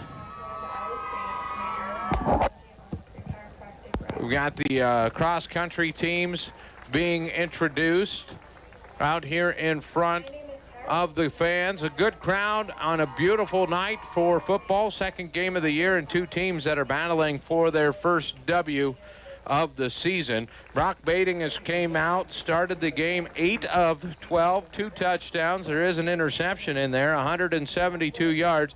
He has been very, very solid for the Kuemper Knights in that backup role at quarterback. And we expect to see them tossing the ball around a little bit more as we continue to go in this contest. Another impressive quarterback on the other side, it'll be Garrett Lutt. He has just thrown the ball around, kind of had his way with the defensive backs. 14 of 20, 184 yards. He's also got 2 touchdowns on the evening. One of those, an 81-yard pass to Boothby. He's just got so many weapons on that side. Can the Knights secondary find a way to get enough guys to slow down that passing game, or can the front maybe get the push to make him have to at least move his feet and not sit back there and pick as he's getting through second, third, fourth, fifth receivers, and sometimes I think he's even went back through the lineup there trying to figure things out. So it'll be interesting to see what the Knights decide to do defensively, if they decide to try to get the rush and make Lutt move, or if they're going to try to find a way to cover all the guys in the routes, because that has been the real struggle here in the first half. And a couple big pass plays have kept Underwood in it. Got a first down when it looked like they were going to be stopped. I think it was a 3rd and 14. The Knights kind of had the momentum. They get that. They go down and score. Then some big plays. So it'll be interesting to see what the Knights defensively want to do to try to slow down Lutt. Yeah, I think we probably got to, try to blitz him a little bit more, because like we were talking earlier there in the second quarter, he's just standing back there, not getting pressured a lot, and he's too good a quarterback to let him do that. First off, he's 6'4", he can see over everybody, he sees the field, and he's got a great arm. So I think we got to get more pressure on him.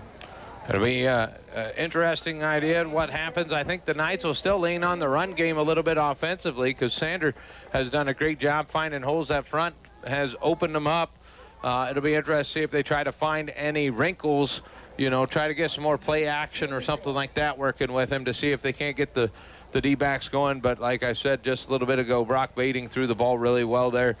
First varsity start in the first half. Yeah, we were... we can't have any complaints there, or even any question marks about whether or not Brock can throw the ball, because he threw some beautiful passes. The one that got picked off, he had it right where he needed it. John Bass just went off his hands when he had the ball and it got hit, and it just, the ball kept going. He didn't. Unfortunately, it went into the defender's hands for an interception. That's the difference in the ball game right now. It is the Roselle Mutual Insurance halftime show. We'll come back, take a look at the stats, see if we can't get a few of the scores lined up for you. We're back in 3 minutes on the halftime show on 1380 KCIM 95.1 FM.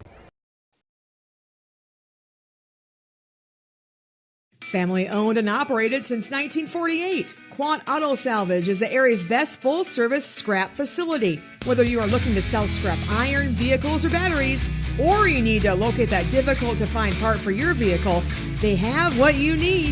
And if it isn't in stock, they can locate it with their nationwide parts database, or you can pull it yourself at their You Pull It. Quant Auto Salvage. They sell the best and recycle the rest on Kitty Hawk Avenue in Carroll. People want and deserve more comfort, efficiency, and reliability, both in their homes and places of work. Dries Company will be there to meet these challenges, whether we are designing a new system or servicing your existing equipment. We are a rapidly growing company that strives to meet and exceed all your expectations. No matter if you are looking to buy new appliances or need the help from one of our certified technicians, we are here for you. We pride ourselves in our installation and service. Dries Company, servicing the Carroll area since 1933.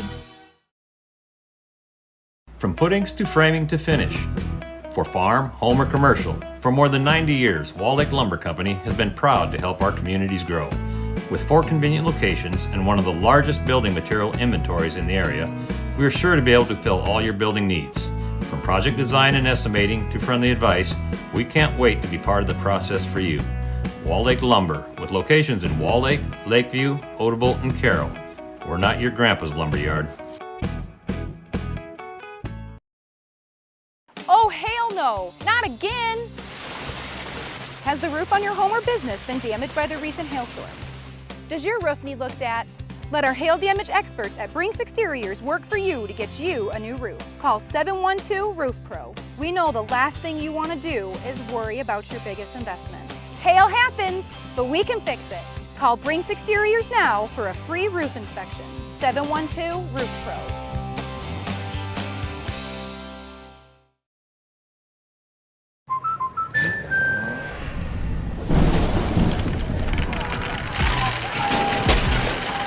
Life's better when you're under our roof. That's because our expert agents will make you feel totally protected with the right auto and home coverage at the right price. Also, you can enjoy the dreams you've worked so hard to achieve. American Family Insurance.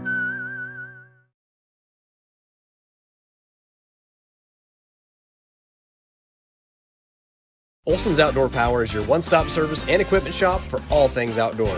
We sell the best power sports products in the business, from Polaris, Can-Am, Sea-Doo, and Ski-Doo, trailers to tackle any job from H&H, Triton, and Wilson, and we continue to lead the way in lawn and garden equipment with great products from Exmark, Dixie Chopper, Husqvarna, Cub Cadet, Steel, and Echo. Add factory-trained technicians in 2 locations, and it's easy to see why Olson's Outdoor Power is the leader in all things outdoor. Olson's Outdoor Power, your one-stop service and equipment shop with locations in Atlantic and Carroll. Is credited for no gains, so 36 yards there. Baiting on the passing side of things, 8 of 12 for 172, so 27 offensive plays for 208 yards for the Kuemper Knights. Yeah, they've got a lot of offense, and like you said, Bating's showing that he can throw the football. So I think, for us in the second half, we're going to have to be able to control the ball a little bit better, get some more runs out of Sanders or Pierce, whoever might be in the ball game, because if they're just able to sit back and into our passing game, it's going to be a lot more difficult. If they got to respect the run game, that changes things up tremendously. So Kuemper, 27 plays unofficially, 208 yards. Tate Barrett on defense, 7 tackles already, 1 for loss, having a heck of a game for the Kuemper Knights, trying to get his name on that player of the game. Underwood, I have him for 31 plays, 208 yards. If that's not a pretty equal ball game first half. They've ran 4 more offensive plays. Both of them have gained the same yardage. 11 rushes for 24 yards, 18 yards on 8 carries for Maddox Nelson. Lutt, 14 of 20 for 184 yards. He does have an interception in there, but he also has 2 touchdowns. The Knights turned the football over twice, and that's kind of been the difference so far in this ball game, especially that late turnover that Underwood was able to take into the end zone. Receiving wise for Underwood, Robertson has 5 catches, 47 yards. Boothby has 4 catches for 98 yards. Then you throw Ravelin in there, 3 catches for 28. Van Foosen's got a catch in there, and also Nelson. So both of these teams have spread it around, because Kuemper's got 6 guys that have caught passes. Underwood has 5 guys that have caught passes. So plenty of different offensive weapons out there. And we got some kickers out there right now, putting this one up for the Knights in the fan section here. I wish Cal was here. He could watch Josh Langle out there kicking extra points.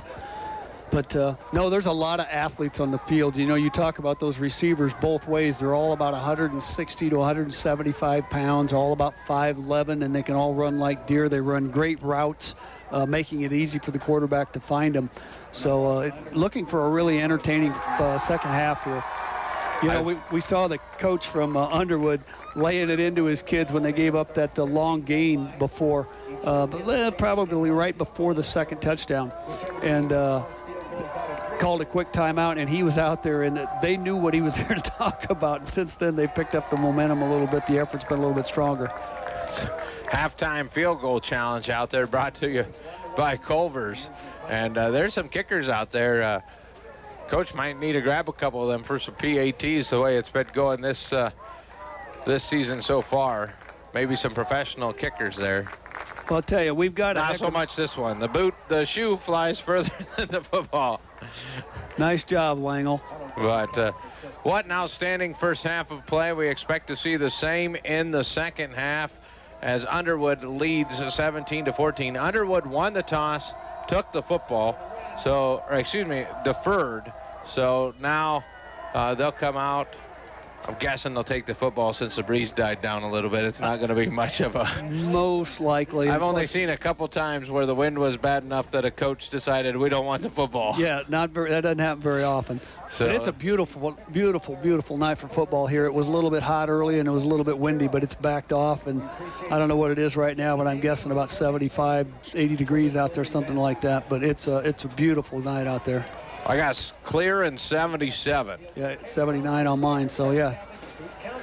I think should be a great second half. I think we got a couple more minutes as both these teams finish their warm-up before we get started. This has been the Roselle Mutual Insurance Halftime Show. Roselle Mutual Insurance, a proud sponsor of tonight's halftime show, believes in the value of youth activities to help develop future adults that will live in your local area and be valuable members of the community.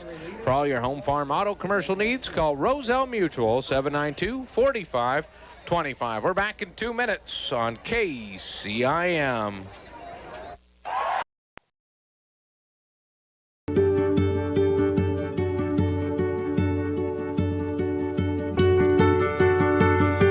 DePaco Credit Union strengthens your well-being. Build strong communities. Because when our members love life, it makes a brighter community for all. DePaco can help you be well. Man, could not have done it by myself. Motor Inn of Carroll is your hometown team for all of your sales, service, parts, and collision needs all season long. From the helpful sales staff to the area's best service department, Motor Inn of Carroll has the expertise that you need to stay on the road and keep that auto investment looking good. From work to play, they have it all. Good luck to all the area teams from Motor Inn of Carroll.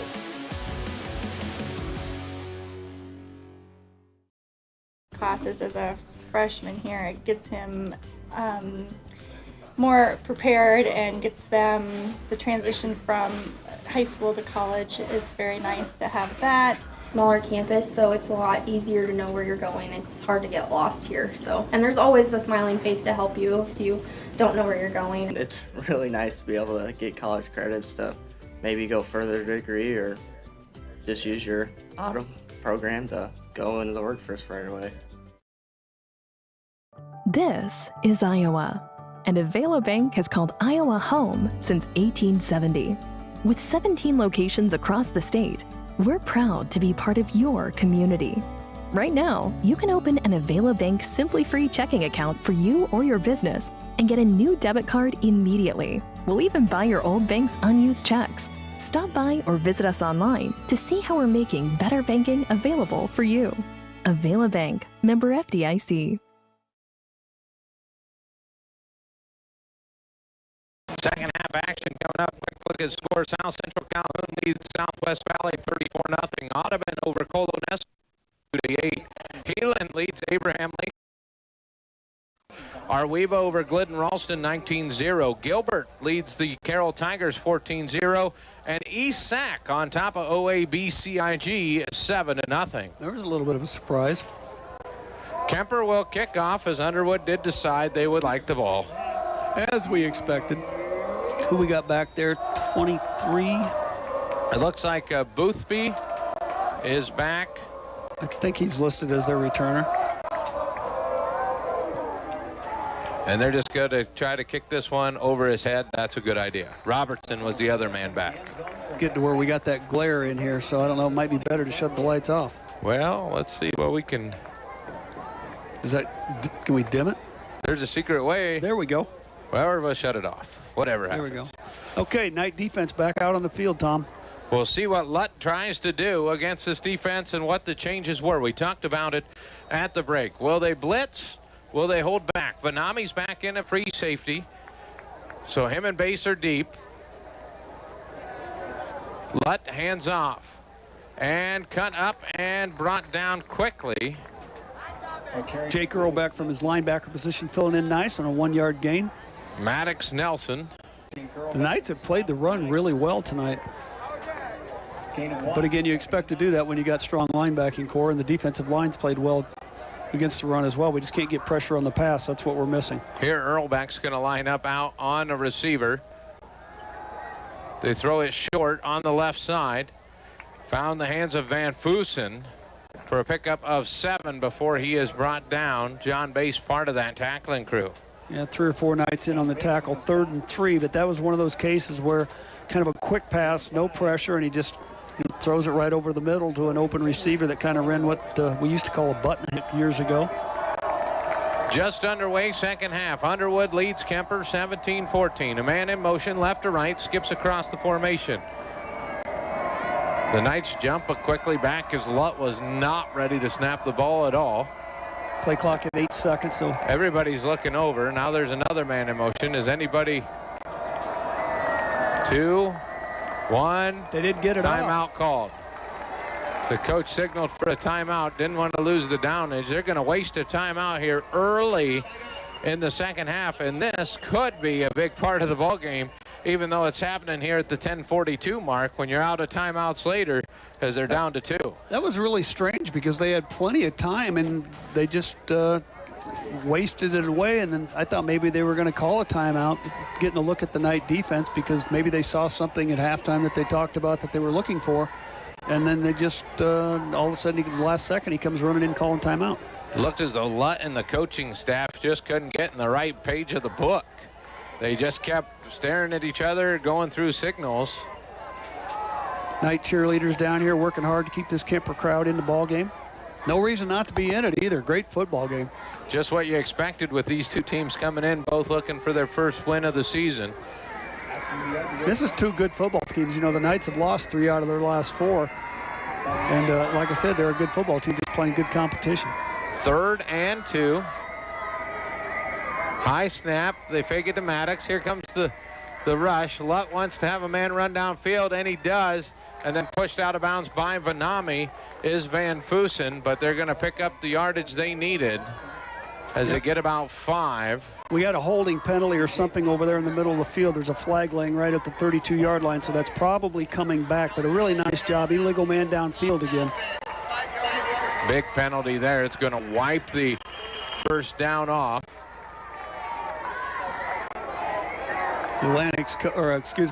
Underwood's coach again, pretty frustrated with something going on out there. So another penalty. Knights get a second chance here to get a stop on this first drive of the second half. They cannot get pressure on Lutt.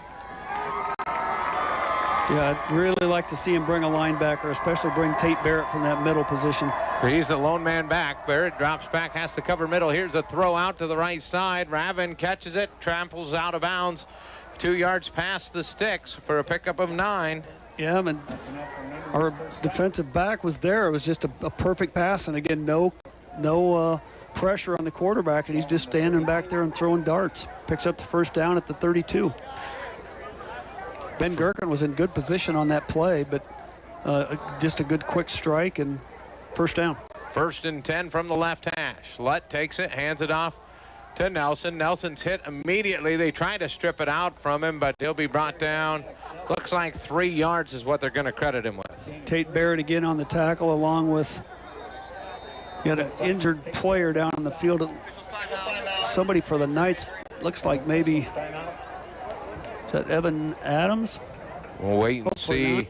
Nope, I think it's as they tend to him. Underwood leads 17-14, 10-11 to play. We're going to take a 30-second break, come back with more high school football action on 1380 KCIM. It's common to feel. This is Iowa, and Avelo Bank has called Iowa home since 1870. With 17 locations across the state, we're proud to be part of your community. Right now, you can open an Avelo Bank Simply Free checking account for you or your business and get a new debit card immediately. We'll even buy your old bank's unused checks. Stop by or visit us online to see how we're making better banking available for you. Avela Bank, member FDIC.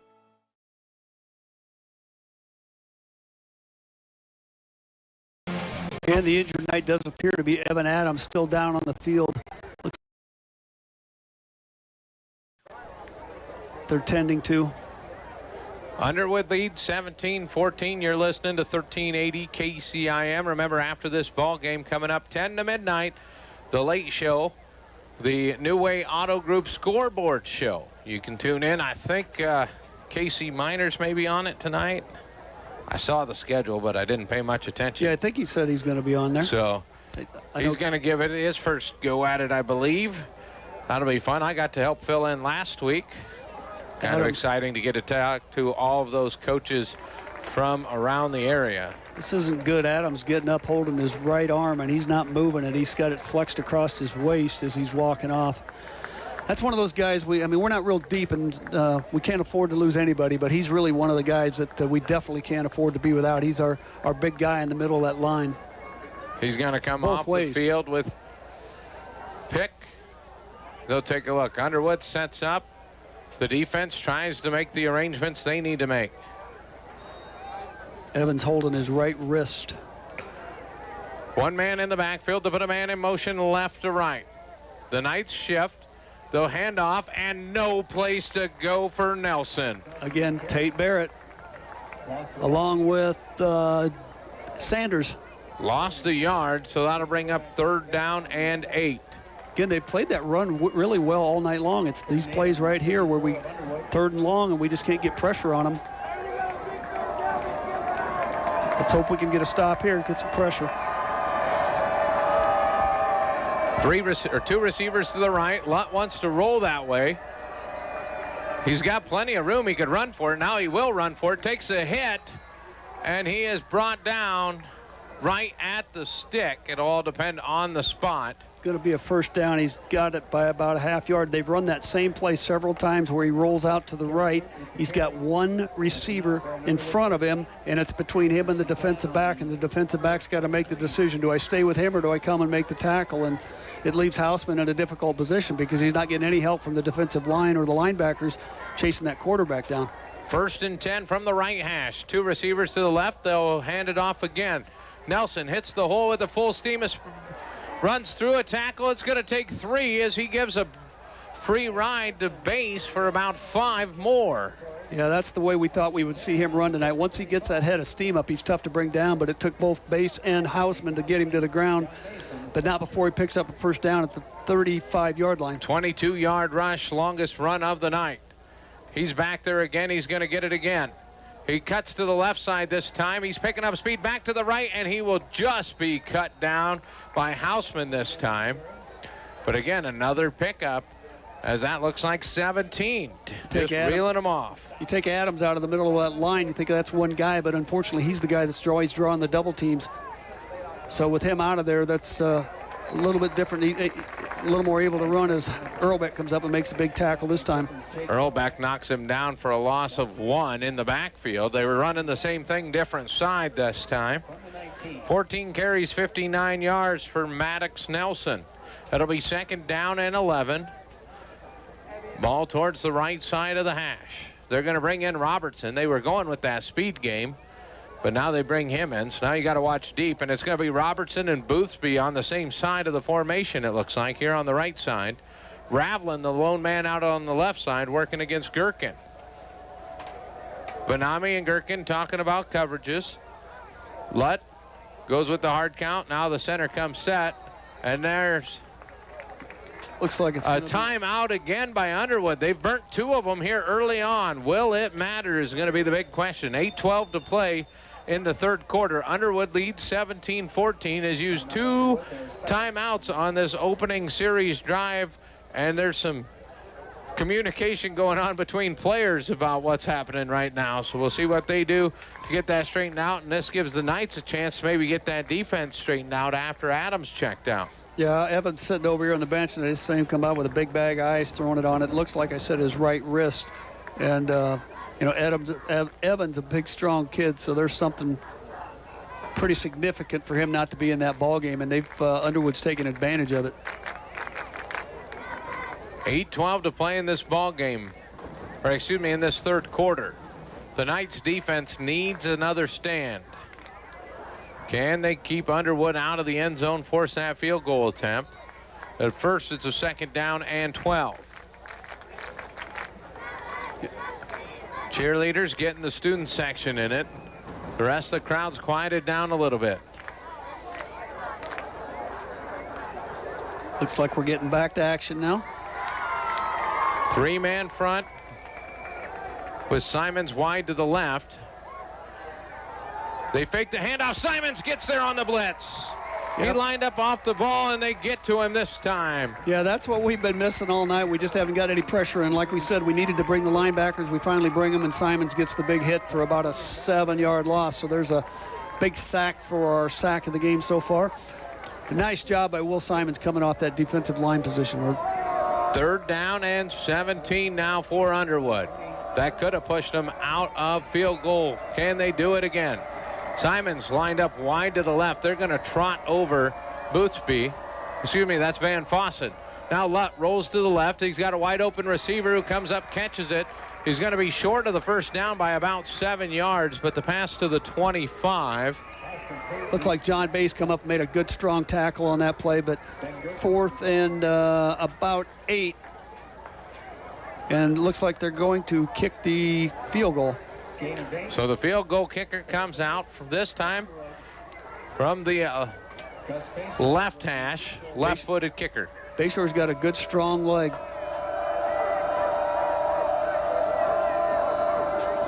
Kick is down at the 22. Kick is no good. No good. He missed the field goal attempt. So the Knights get the ball, and that is a big stop for the Kuemper Knights here as they still just trail by 3 and get the ball back with 6:53 to go. Coach Steinkamp out on the field, patting the helmets of that special teams crew and the guys that were out there playing defense. Absolutely. We got Tate Barrett coming in now in the tackle position, probably going to be replacing Adams. But, you know, the Knights operating without 2 of their their best linemen and probably their most productive and most exciting offensive player right now, and going against a very good ball team down 17-14. Let's see what these young guys can put together and do here. Baiting stands in the backfield as the Knights get their first opportunity. 1st and 10. Ball on the first 15. They hand it off over the right side. I think that was Sander. He'll pick up 2, maybe 3. Just diving forward on the right. Good job by the right side of that offensive line, creating a little space for him out there. Baiting, wait for the play call to come in. 2nd and 7 for the Knights. Knights have gotten lucky a couple of times with long pass plays. It'd be a good time to have a little luck on our side here. 3 receivers to the left as they send Casper, Bauer, Canny, and Bass. 1 receiver to the right. Baiting drops back, looks over the middle. He's got Canny. Canny catches it. He saw the defender coming but held in there, made the catch, and the defender took the worst of it. Great job there by Canny on the pickup of 12. Yeah, Carson's not a very big guy, but I'll tell you what, that was a great throw and catch right there in traffic. I can't tell who's down, but it looks like it might be Boothby down. Took a shoulder to the midsection or something like that. No, it's not Boothby because Boothby's over there on the far side. He was coming in trying to lay the low hit. Graham Jensen, maybe, 22. Nope, he's out there too. Can't see who's getting here. He's getting up now. We'll get his number. Looks like number 28. 28, yep. So that's Riley Seelock. Yeah, he's a backup defensive. He came in, was looking to knock the ball right out of Canny's hands, and Canny stood in there, caught it, got his shoulder down, and able to kind of trade contact for contact. Well, you can't say enough about Brock Baiting coming in here and throwing the football. He is throwing some really nice passes. I mean, I know the receiver's got good hands making great catches, but he's putting it right where it can be caught. 1st and 10 from the 31. Ball on in the center of the hashes. Again, 3 receivers to the left. Sanders, the lone man in. He'll stay in to help block.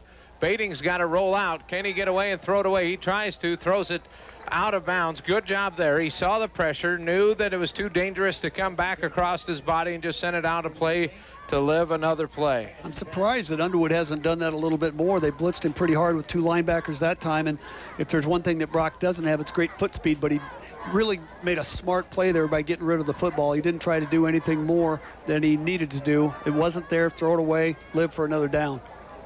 2nd down and 10, 5:58 to play in the 3rd quarter. Underwood leads by 3. Knights have the football.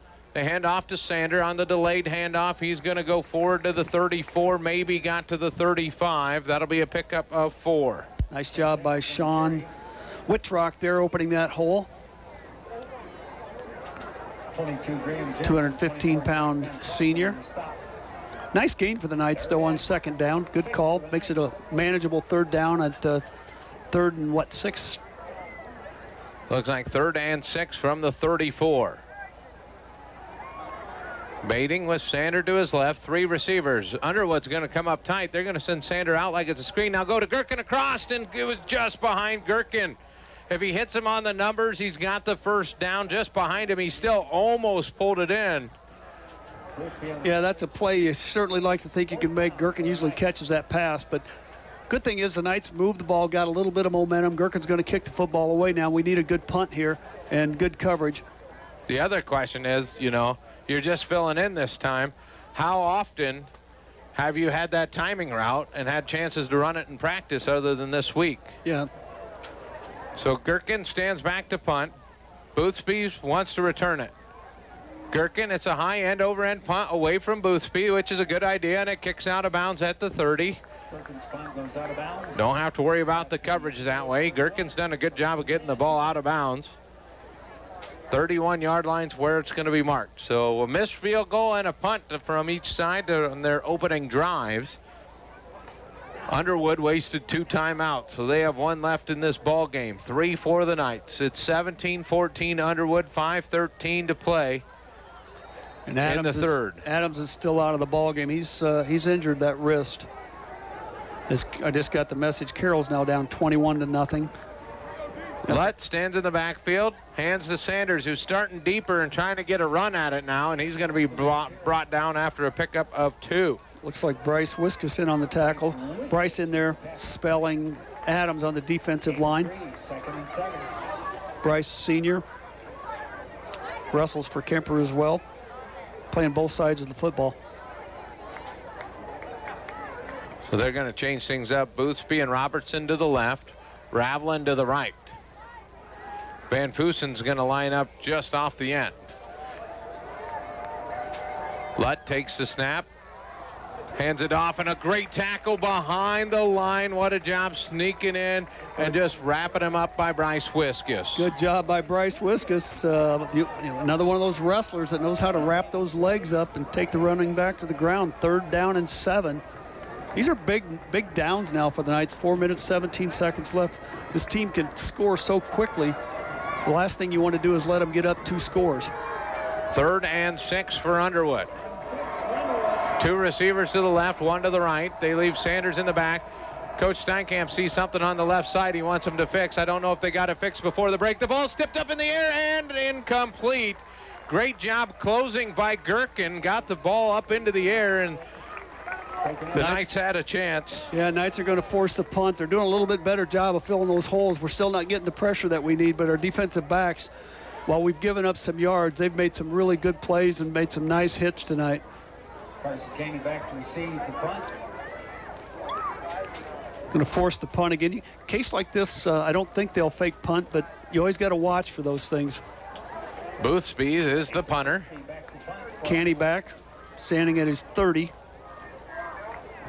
Kick is off.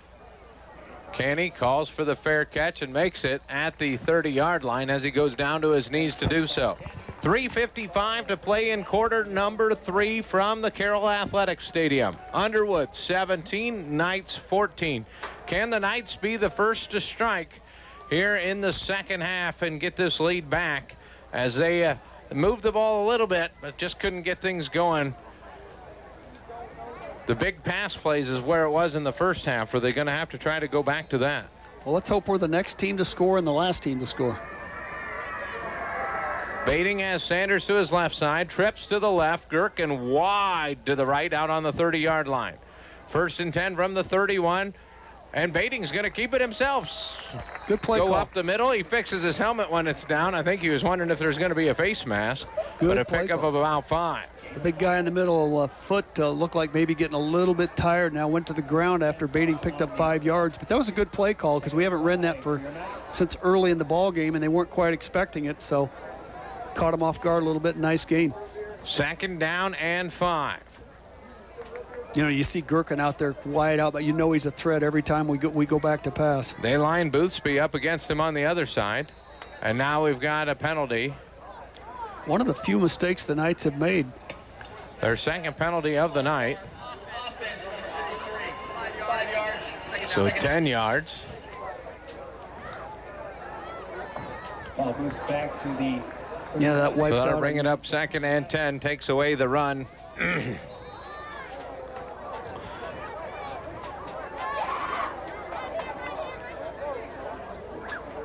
Casey Miners down on the sideline, getting some pictures before he takes over. Here, Bating wants to throw it up to Canny and just overthrows him. Canny on that wheel route ended up matched up against Ravlin. Had a step on him. If he could have got to it, it would have been an interesting foot race.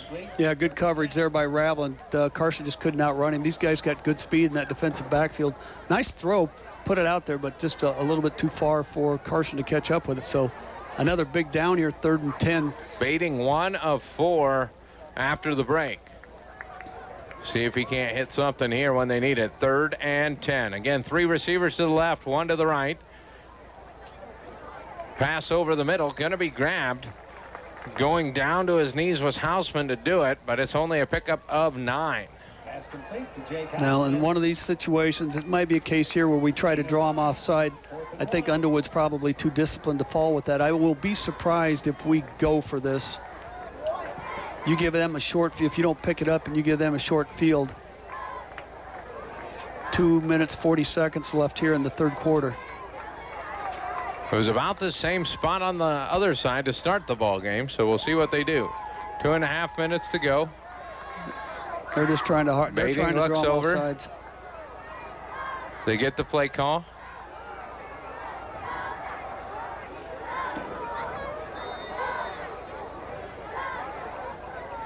Coach lets the clock run out rather than take the timeout because you might need that later. Give up the 5 yards.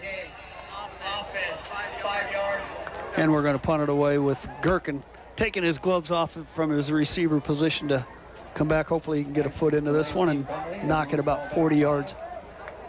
From your own 35, then Gherkin back to punt. So Gherkin moves back, stands at his 20. He'll punt this off to Boothby, who stands at his 32. So the Knights with a 3 and out. This one's a high kick and a fair catch called and made at the 26-yard line. Good coverage there by Hans Kraus on the punt coverage team, but a good punt by Gherkin. 3-point ball game, and that difference came on the last play of the first half. 2:09 to play here in the 3rd. Underwood on top. They've got the football back. They'll start on the 26. Wiskus back in, still in at tackle. Don't think we're going to see Evan Adams again the rest of the night. Lutt in the backfield. They've got a receiver tight. It was a read play, and he ends up giving it to Nelson, who just scrambles forward. Looks like a long 2 he's going to pick up. I don't know if he tried to pull it out late because it looked like they were battling for it.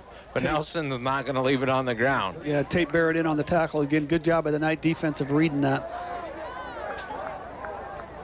So it's going to be 2nd down and 7. See if we bring a blitz here again sooner or later. But fakes the handoff, throws the screen pass over the middle to Ravlin. Ravlin's hit at the 35. Dropped a yard short of the first down, but a pickup of 6 on the screen pass. Again, another good two-handed tackle by Tate Barrett, but not before they picked up that 6 yards. So leaves them going to be now 3rd and 1 at the 35-yard line. Now you're starting to see that quick hitting pass game. And this leaves it to where it could be anything. And we just jumped offside and handed them a first down. Sundrup getting a little bit anxious.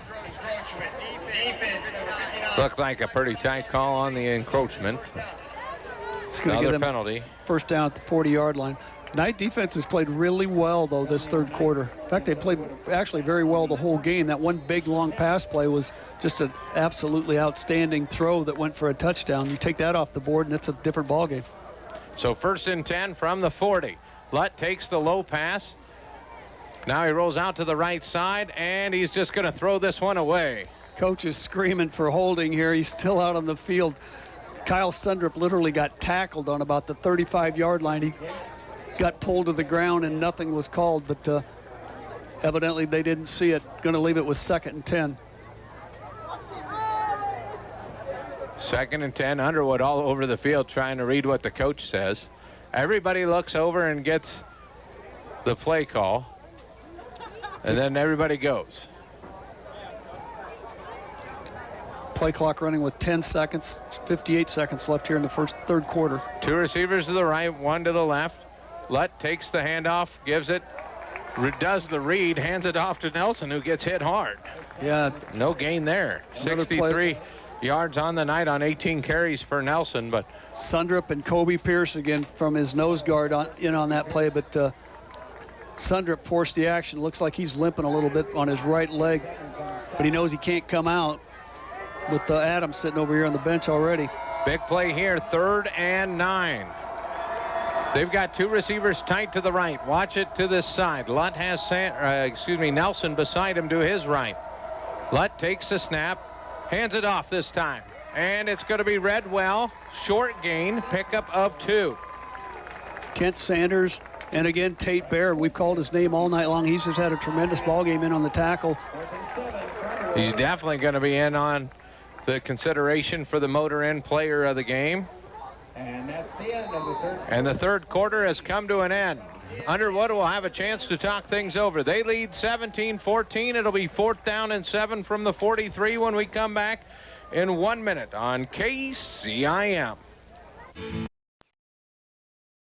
Dries Company. People want and deserve more comfort, efficiency, and reliability, both in their homes and places of work.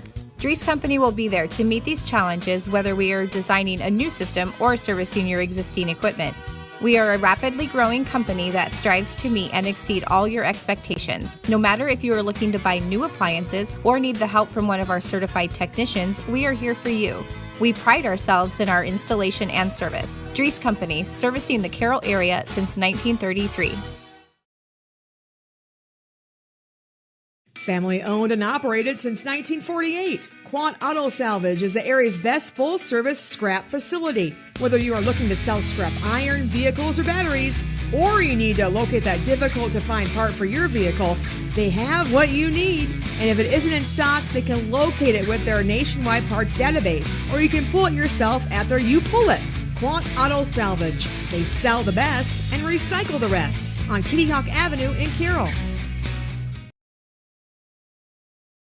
It appears as though Underwood wants to punt this off. Carson Canny backs up deep.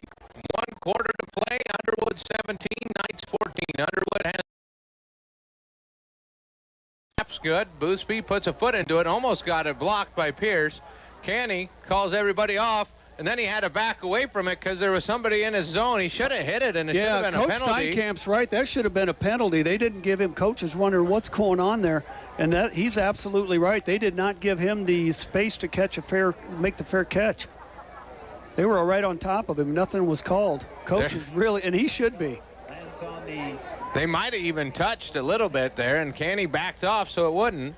But they're saying since he didn't attempt to catch the ball, it doesn't matter, so the ball moves back to the 14-yard line. But if he'd have tried to catch it, likely would have been a fumble. Well, at that point, you get the kick-catching interference. Yeah, if there's contact as it's happening. But they still got to give him the space to catch the football because he'd called the fair catch. Coach is right on that call. But as it is, going to be 1st and 10 for the Knights. Baiting with 1 man to his right, 3 receivers to that right side. He's going to hand this one off. Pierce. That looks like Pierce trying to dive over the left side. He picks up 2, maybe 3 on the play.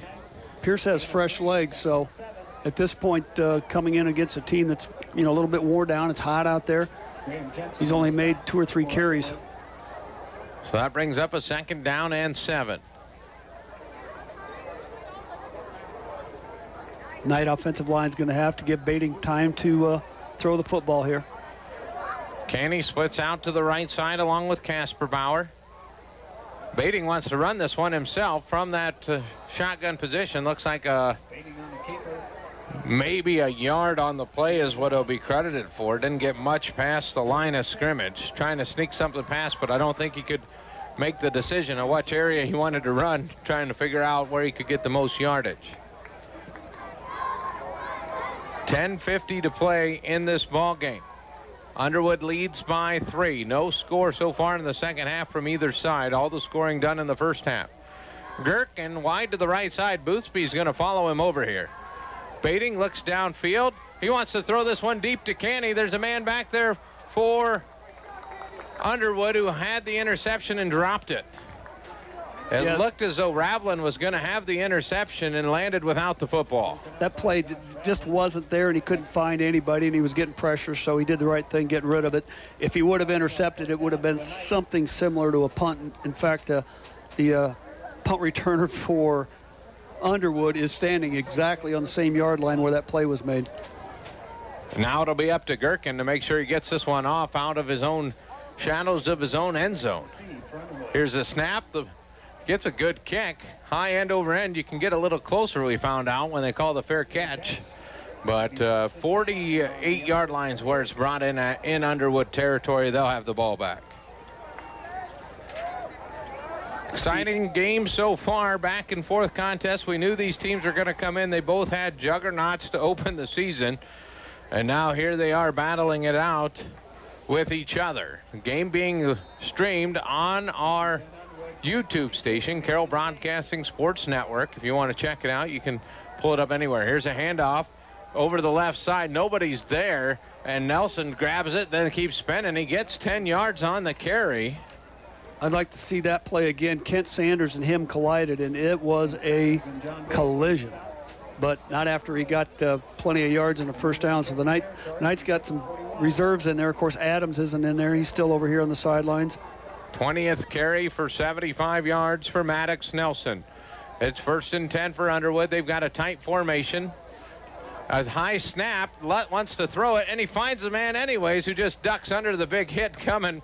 John Bass was going to try to decleat the wide receiver Robertson there, and Robertson just laid down on the ground. And the good news is Adams is back in the game. He's got his arm heavily taped up. I'm not quite sure what his situation is. If it's just a bad sprain, let's hope there's no break or anything, but he is back in the ball game. So he put his helmet back on. He's back out there at that lineman spot. It'll be 2nd down and 4. Here's another handoff to Nelson. Battles forward for 3. They're going to lean on him, just try to wear this clock out, especially now that they're in Kuemper territory. The Knights need to hold them to a field goal attempt. Yeah, the Knights haven't been able to move the ball nearly as well here in the second half, picking up at, what are they, maybe got 50 yards, something like that, where they were very effective in the first half. But this is a big series right here for the Knights.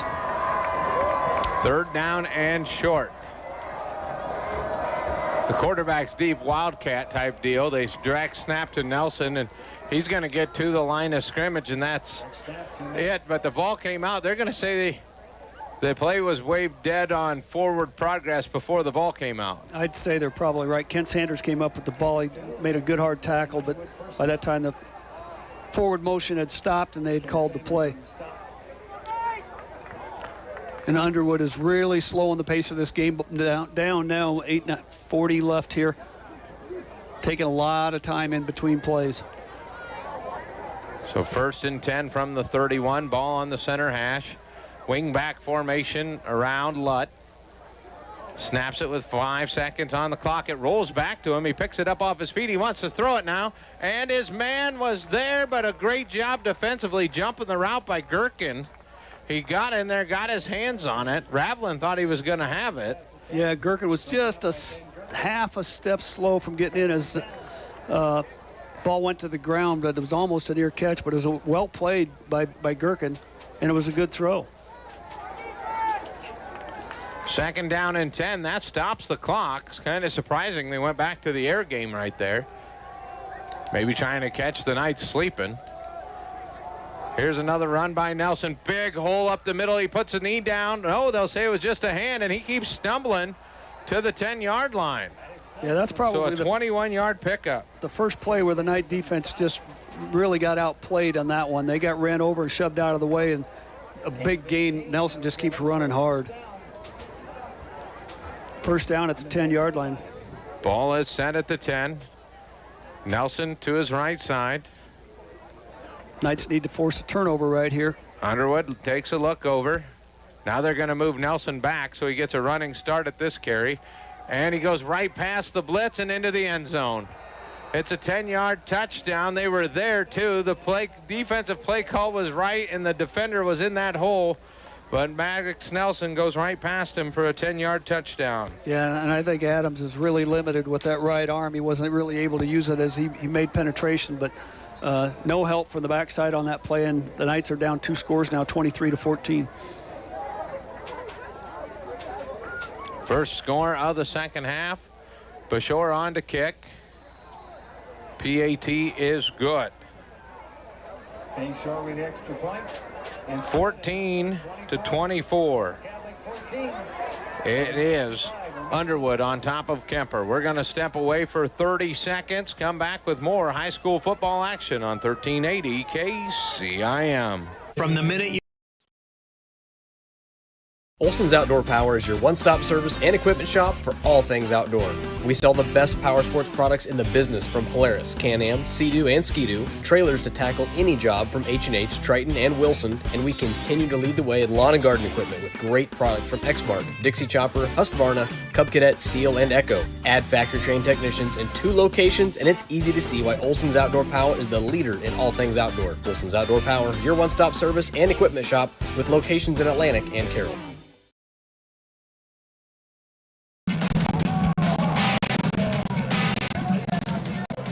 Friday night football action live from the Carroll Athletic Field here in the Gatorade broadcast booth. Fuel recover and perform as Bashore set to kick off. Underwood leads 24-14. Kick grabbed by Canny at the 1. He's going to get a chance to return it. Can it be the spark that the Knights need? He sees a seam. He's out to the right side. He's out to the 30. He'll be brought down at the 32-yard line. Good return from just outside the goal line by Carson Canny. Can they maybe find a way to get him the football and get some excitement going? That was a good way on the return. Yeah, he's the guy that I want to look for. Nice job block there by Tegan Biter. Took out the interference. Carson cut inside as he's coming back out now, getting a breather. Carson's a winner. He's a kid you want on the field. Now Pierce coming in now in the running back position. The Knights are probably going to have to go back to the air, down 2 scores with 7:46 left. First and 10, ball on the 31. Sits at the right hash. Gherkin's the receiver to the right side. 2 men to the left side. Pierce in the backfield. Fakes the handoff. Looks to help defensively. Baiting wants to throw it deep over the middle to Kasperbauer. Kasperbauer fights for it. And some hand checking as the ball was in the air, and it's going to fall incomplete. Yeah, Robertson back there in coverage. Good coverage as Kasperbauer gets up with a little bit of a limp coming out of the ball game. Ran a good route, a good throw, just good coverage by Underwood. And I was watching Adams. He was over here on the right tackle position. Tom, he just can't use that right arm at all. The offensive or the defensive tackle came around him, really couldn't do much with him. So it'll be second down and 10 from the 31. Trips to the left side of this formation. Baiting spins the ball in his hand, steps away, takes a late hit, and then it's picked off by Ravlin. There's a flag, and I'm not sure what they're going to call. Looks like interference of some sort, but we'll wait and find out. I thought DJ was actually the one that pushed the defender off, but they might call him for running into the receiver, something like that. Yeah. So big defensive penalty there. Yeah, their coach is not at all happy with that. I'd like to see the replay on that, but it looked to me like the defender actually had very good position, but nonetheless, the Knights are going to come out with a break. I don't think they called it on Ravlin. I think they called it on the guy in front of him. Yeah. Who did run into Vanami as Vanami was trying to get down the sideline. So the ball's in the air. There can't be contact within a few yards. But the Knights will take it. First down and 10 from the 46. Man in motion. Houseman to the left side. 3 receivers to the left. All right, tackle. And Sundrup started early. Baiting taps his shoulder pad, says, guys, that one's on me. So he knows something we don't know about what was going on out there. So 5 penalties for 25 yards. 2 turnovers tonight are the bad parts for the Knights. They trail by 10 with 7:29 to play, and it'll be 1st and 15 from the 41 on their side of the 50. Yeah, they've not made a lot of mistakes. We just got to take advantage of these opportunities that we're getting. Gherkin to the left. They'll hand this one to Pierce. There's nothing there. He is 8 up immediately. 3 blue jerseys just waiting for him. And that's going to turn it to 2nd down and 15. Pierce will check out. Just no blocking in this. You know, this team is, this Underwood team has played in a lot of big ball games, and they know this is a big one for them early in the ball game. They've turned it up a little bit here in the third and fourth quarter. 3 receivers to the left side of the formation this time for Baiting. They're going to roll Canny out in the flat. It's a little wide receiver screen. He puts a foot in the ground. Now he's going to try to use that returning skill, and he is going to pick up 4, maybe 5 yards and get it back to a 3rd and 11. Yeah, the kid's just got a lot of guts as we've got somebody down on the field now. It looks like somebody for Kuemper. So the Knights will attend to the player down. Underwood leads 24-14, 6:38 to play in this contest. We'll step away for 30 seconds. You're listening to 1380 KCIM 95.1 FM. Family. Motor Inn of Carroll is your hometown team for all of your sales, service, parts, and collision needs all season long. From the helpful sales staff to the area's best service department, Motor Inn of Carroll has the expertise that you need to stay on the road and keep that auto investment looking good. From work to play, they have it all. Good luck to all the area teams from Motor Inn of Carroll.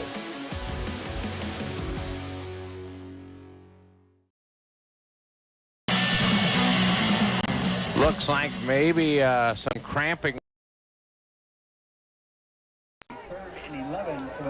So 3rd down and 11, 6:38 to play in the ball game. Brock Baiting brings the offense back out there. 3rd and 11. Ball on the 45. Knights trying to get back into Underwood territory. Haven't had much luck here this second half. At this point, they got to go for it anyway on 4th if they don't get it. Canny rolls out. Baiting wants to throw over the middle. He's got a wide open man, and it looks like the route maybe was just cut off by John Bass. If he would have ran that fly down the middle instead of cutting towards the sideline so hard, and he's slapping himself on the helmet coming back. Yeah, that probably would have been 7. I don't think there was anybody to stop him. Yeah, there was nobody close. He needed to run through that, and Brock threw a pretty good pass. But that's an opportunity that the Knights needed to take advantage of. It's a 3-yard miscalculation that cost the Knights a first down for sure and maybe points. So now they'll line it up the same way. 3 receivers to the right, 1 to the left. Baiting looks across the middle. He's got pressure. He stands in there, throws this one up, and it is going to be picked off.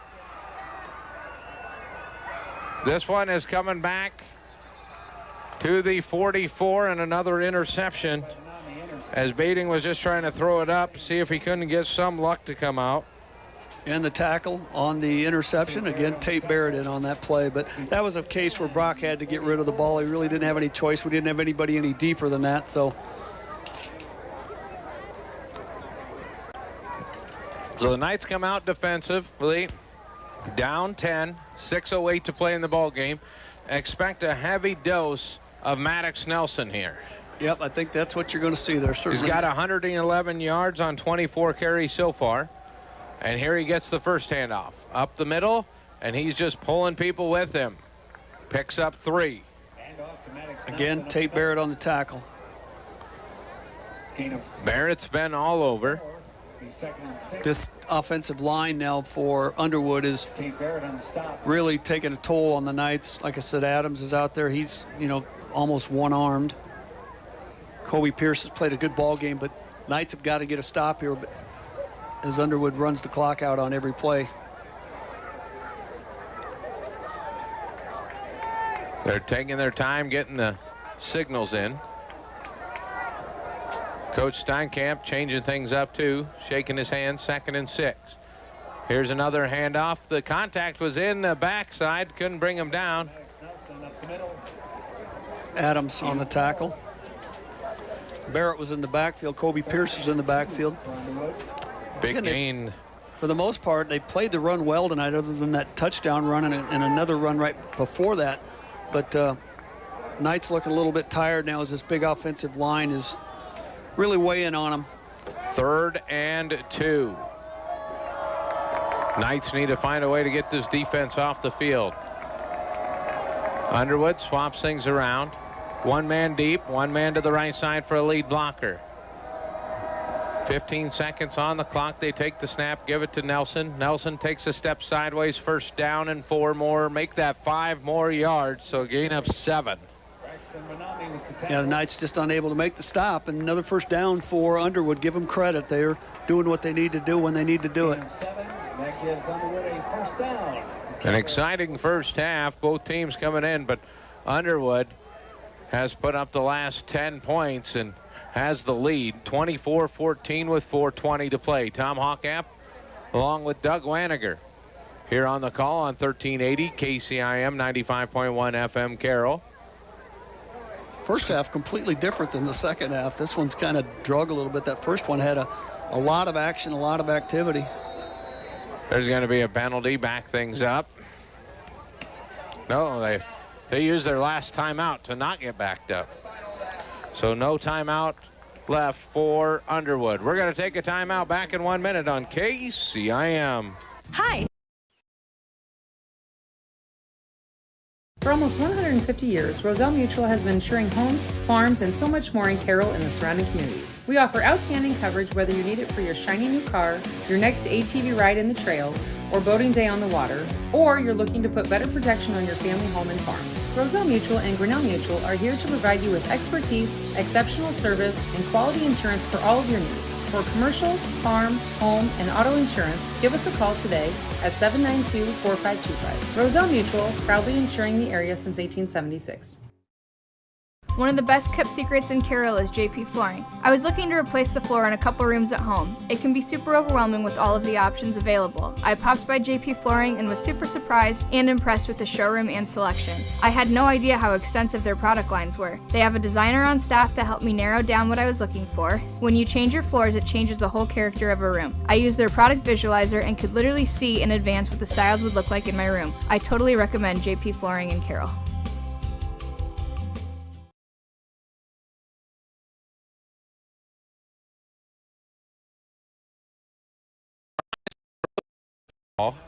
On the and that one is knocked away by Jake Hausman at the goal line. They're allowing that hand fighting, which is a good thing. They both went up. Hausman made sure the ball was not caught.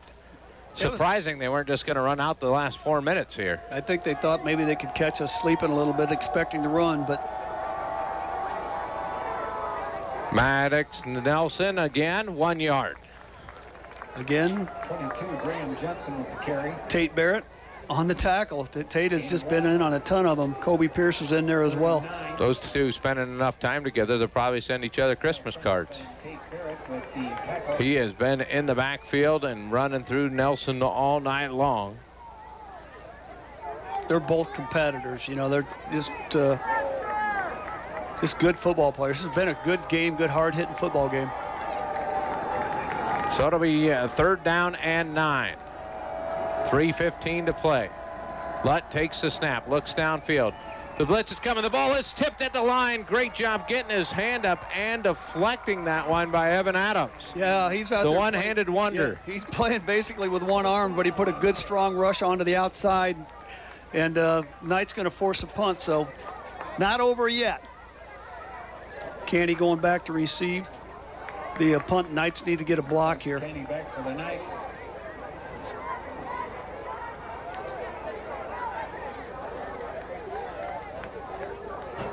Like we said, Tom, it's been a really good football game. The Knights just haven't gotten any breaks here in the second half like they did in the first half, and all the scoring's been done by Underwood. Watch Boothby here. Stands at his 48.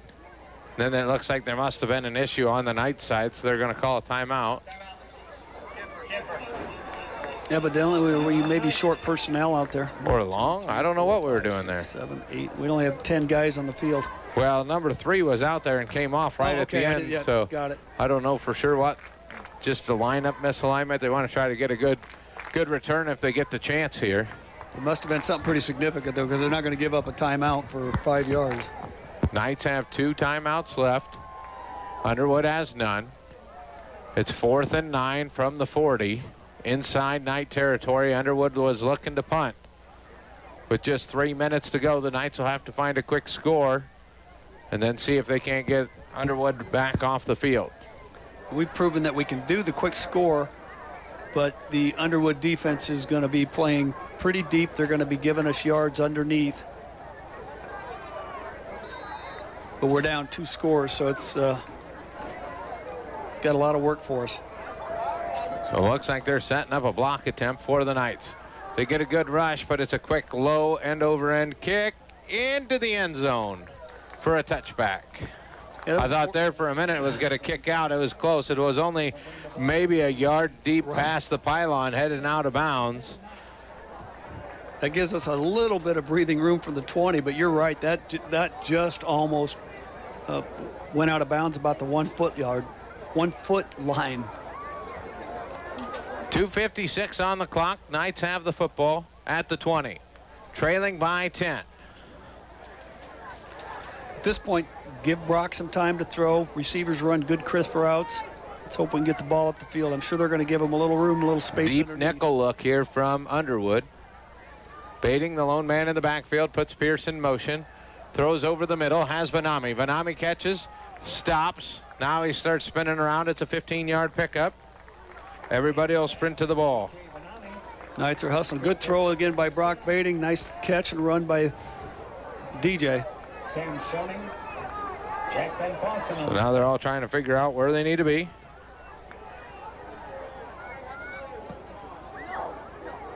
Baiting rolls out, sends this one high over the head of Vanami. DJ climbed the ladder on that, but just couldn't quite get up there. But clock stops with 2:38 left here in the ball game. Knights down 24-14. Boothby's the deep safety now. Robertson and Schoening were back there, but now he's playing the deep side. The other two are playing up. They've got some really good athletes in their defensive and offensive backfields. The Knights a little confused. Braxton Vanami coming out left. He's got to get set. 3 receivers to the left. Here's Pearson motion. Fake the handoff to him. They throw over the middle to Vanami again. Vanami sets his feet, dives forward at the 9. Yeah, in that situation, DJ would have been better off just keeping going forward, not try to dance around, get the first down. As it is, it's 3rd and 1 now. Sam Schoening on the cover. Knights quickly on the ball. They need to get things set up. Gherkin sprints over here to the right side on a 3rd and 1 play. Baiting takes the snap, looks out, now wants to throw it over to Gherkin. Gherkin catches it at the 50, makes a man miss. Now he's out to the 45 and goes down. 10-yard pickup to Gherkin. Knights hustling up to the line, and Gherkin's down. Probably got a cramp. Yep, he's got a cramp again. 28 Riley Sealock on the tackle. Got tackled rather hard there as they were just fighting for position. He was stretching a cramp out here back on the bench a little bit ago, so I hope that's all it is. So Coach Klink out there talking things over with the receivers quick as Gherkin gets stretched out. 2:04 to play in the ball game. Underwood 24, Knights 14. 17-14 was the score at the break as Underwood hit the field goal to go into the half with the lead, and it's been all Underwood since. Brock Baiting showing that he can help move the ball a little bit here late in this prevent defense that they've came out with. But so far, nothing, not the big play the Knights need with the time running out. Unfortunately, you know, Gherkin, he's one of the kids you want on the field right now. He's coming back here, and they're going to stretch him. He's taking his gloves off. And the Underwood 44. He battled cramps in the second half big time last week on both legs, actually. 3 receivers to the left. Here's a man in motion. That's Canny. He sprints across the formation, now sets, and he'll run the wheel route up the right side. They want to throw this one up over the middle. Boothby's the only one there. Bad throw by Bading on the read. It's going to be intercepted at the 10-yard line. Yeah, Brock would like to have that one back. He had Michael Kasperbauer wide open on a post pattern. There was nobody within 10 yards of him, and just missed him, and that's probably going to be the ball game. Minute 49 left as Underwood comes out. Only two timeouts remain for the Knights. So Underwood will have to run their plays. Expect that hard-hitting running game from Nelson. The Knights do have 2 timeouts left. He's got 28 carries on the night. Here's the snap. Here's his 29th carry. Hops to the right, keeps going, out to the 21. Pickup of 8. Timeout by Coach Steinkamp. Another tackle again by Tate Barrett. Our defensive line's getting moved out, and that's why Tate's getting all those tackles. It's not uncommon for your linebackers to get more tackles than everybody else, but at this point, there's 4 and 5 yards deep before we're getting to them. Well, it's better your linebacker leads in tackles than your safety. Minute 42 to play. Remember, coming up after the game, we will announce tonight's Motor Inn Player of the Game, brought to you by our friends at Motor Inn. That'll be posted on our Carroll Broadcasting Sports Network website, also Facebook, Twitter, and Instagram. So make sure you follow Carroll Broadcasting Sports Networks on those. So a quick timeout by the Knights.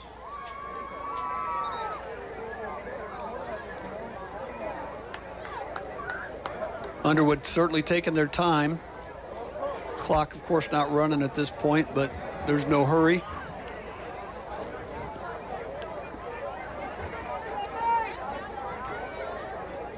Game going on almost 2 hours and 15 minutes. The first half seemed like it went really fast. Wildcat formation to Nelson. He takes a snap, he's out the middle, and then he's just going to dive at the 41. He could have ran for a touchdown, but he puts his foot down at the 41, picks up 20 yards. Yeah, that takes quite a young man with some pretty good sportsmanship as Adams comes back out of the game. His arm's just hanging down. Clock running now, 1:32 left in the ball game. It'll be about a minute left when they make this next stop, so they just need to take a knee at this point. Knights 1 timeout.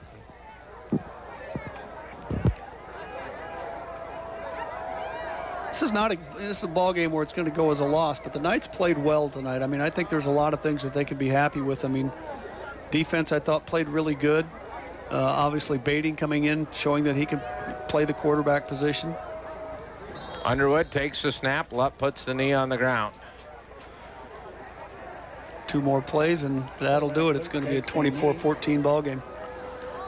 The Knights came in, fought hard early on. Brock Bading found some openings, got a little lucky on a couple bounces. The defense was playing solid with Lutt out there trying to pick them apart, but that one big 81-yard pass play really kind of turned things around, and then the interception at the end of the half that turned into points, and then the Knights just not able to find any scoring opportunities in the second half here this evening. A couple guys going down with injuries. We hope they'll be fine here in these non-district games like that. You know, you just hate to see guys get hurt, but the Knights get AHSTW next week here at home.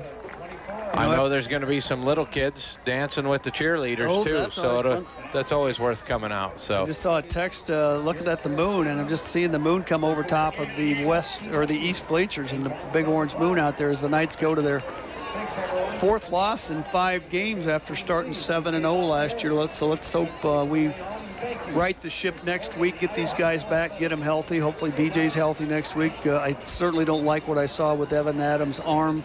That looks to be like a fairly serious injury potentially, as both teams shaking hands here at the end of the ball game. The Knights fall to Underwood 24-14 here at home tonight. We'll step away. Coming up, it's the post-game show. Keep it here on 1380 KCIM.